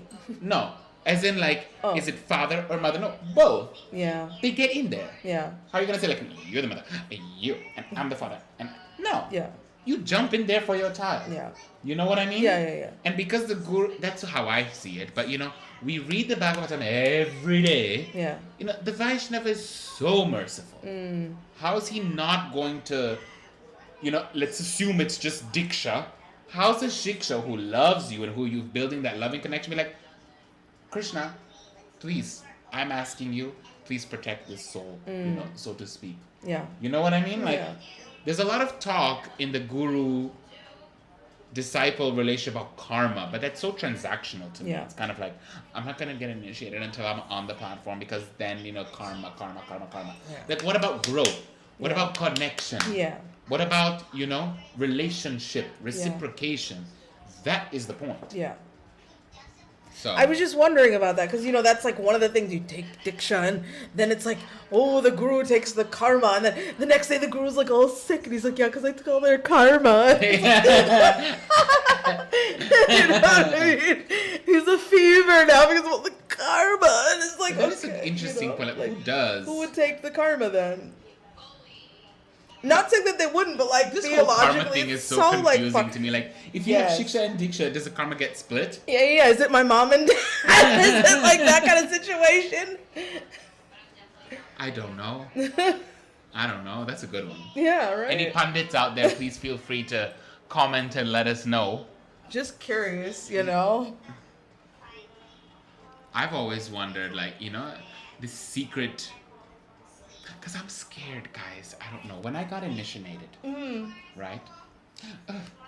Weigh in, guys. Weigh in. When I got initiated, my Guru Maharaj, Advaita Acarya Maharaj, was, he still is in the wheelchair, but he didn't hand me my beads. Oh. Right? He was there. He was present.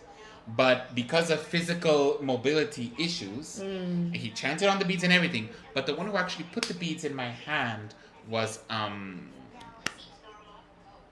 Bhakti Purushottam Maharaj. Okay. Right? On behalf.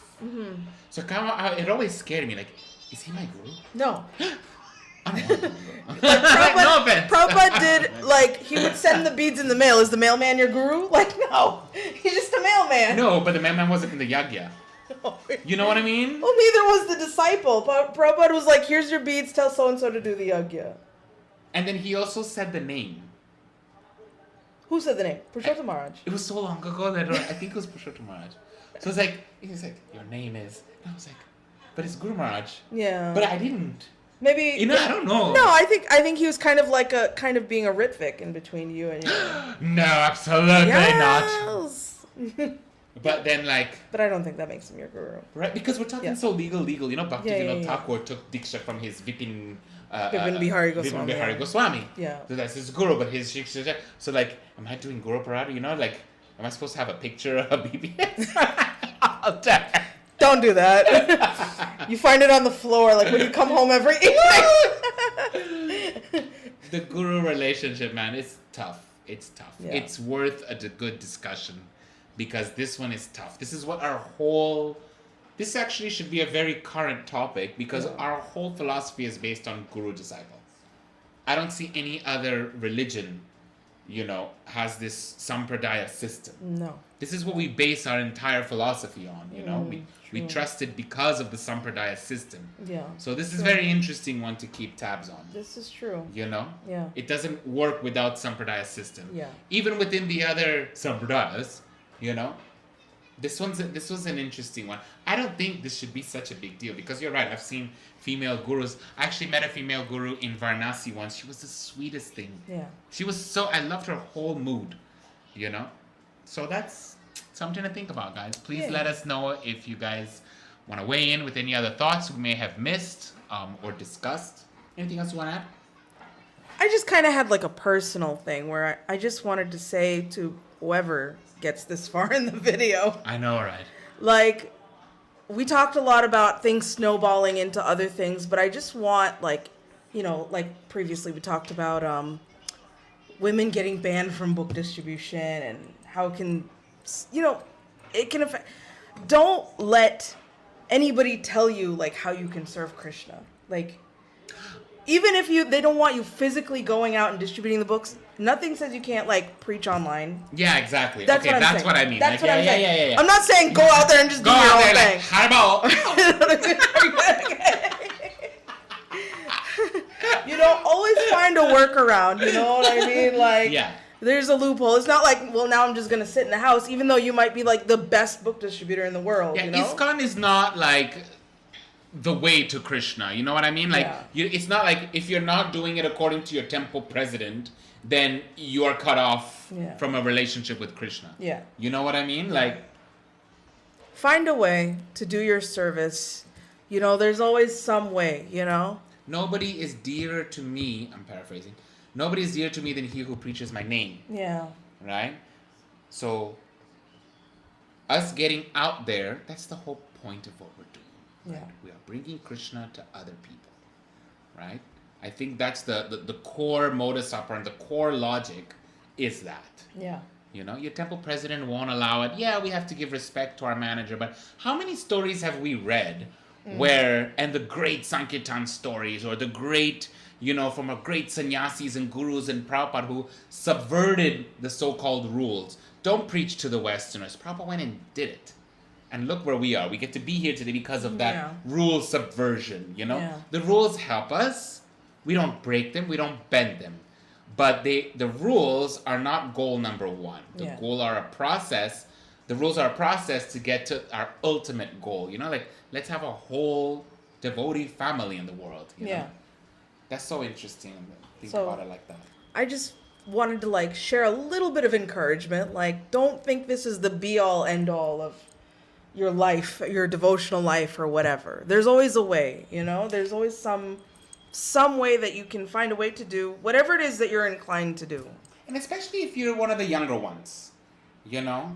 I would love to hear from some of the younger folk. We're talking 20s, teenagers, you know, Gen Z, Gen Alpha, you know, we're all sitting here getting older and squabbling amongst each other.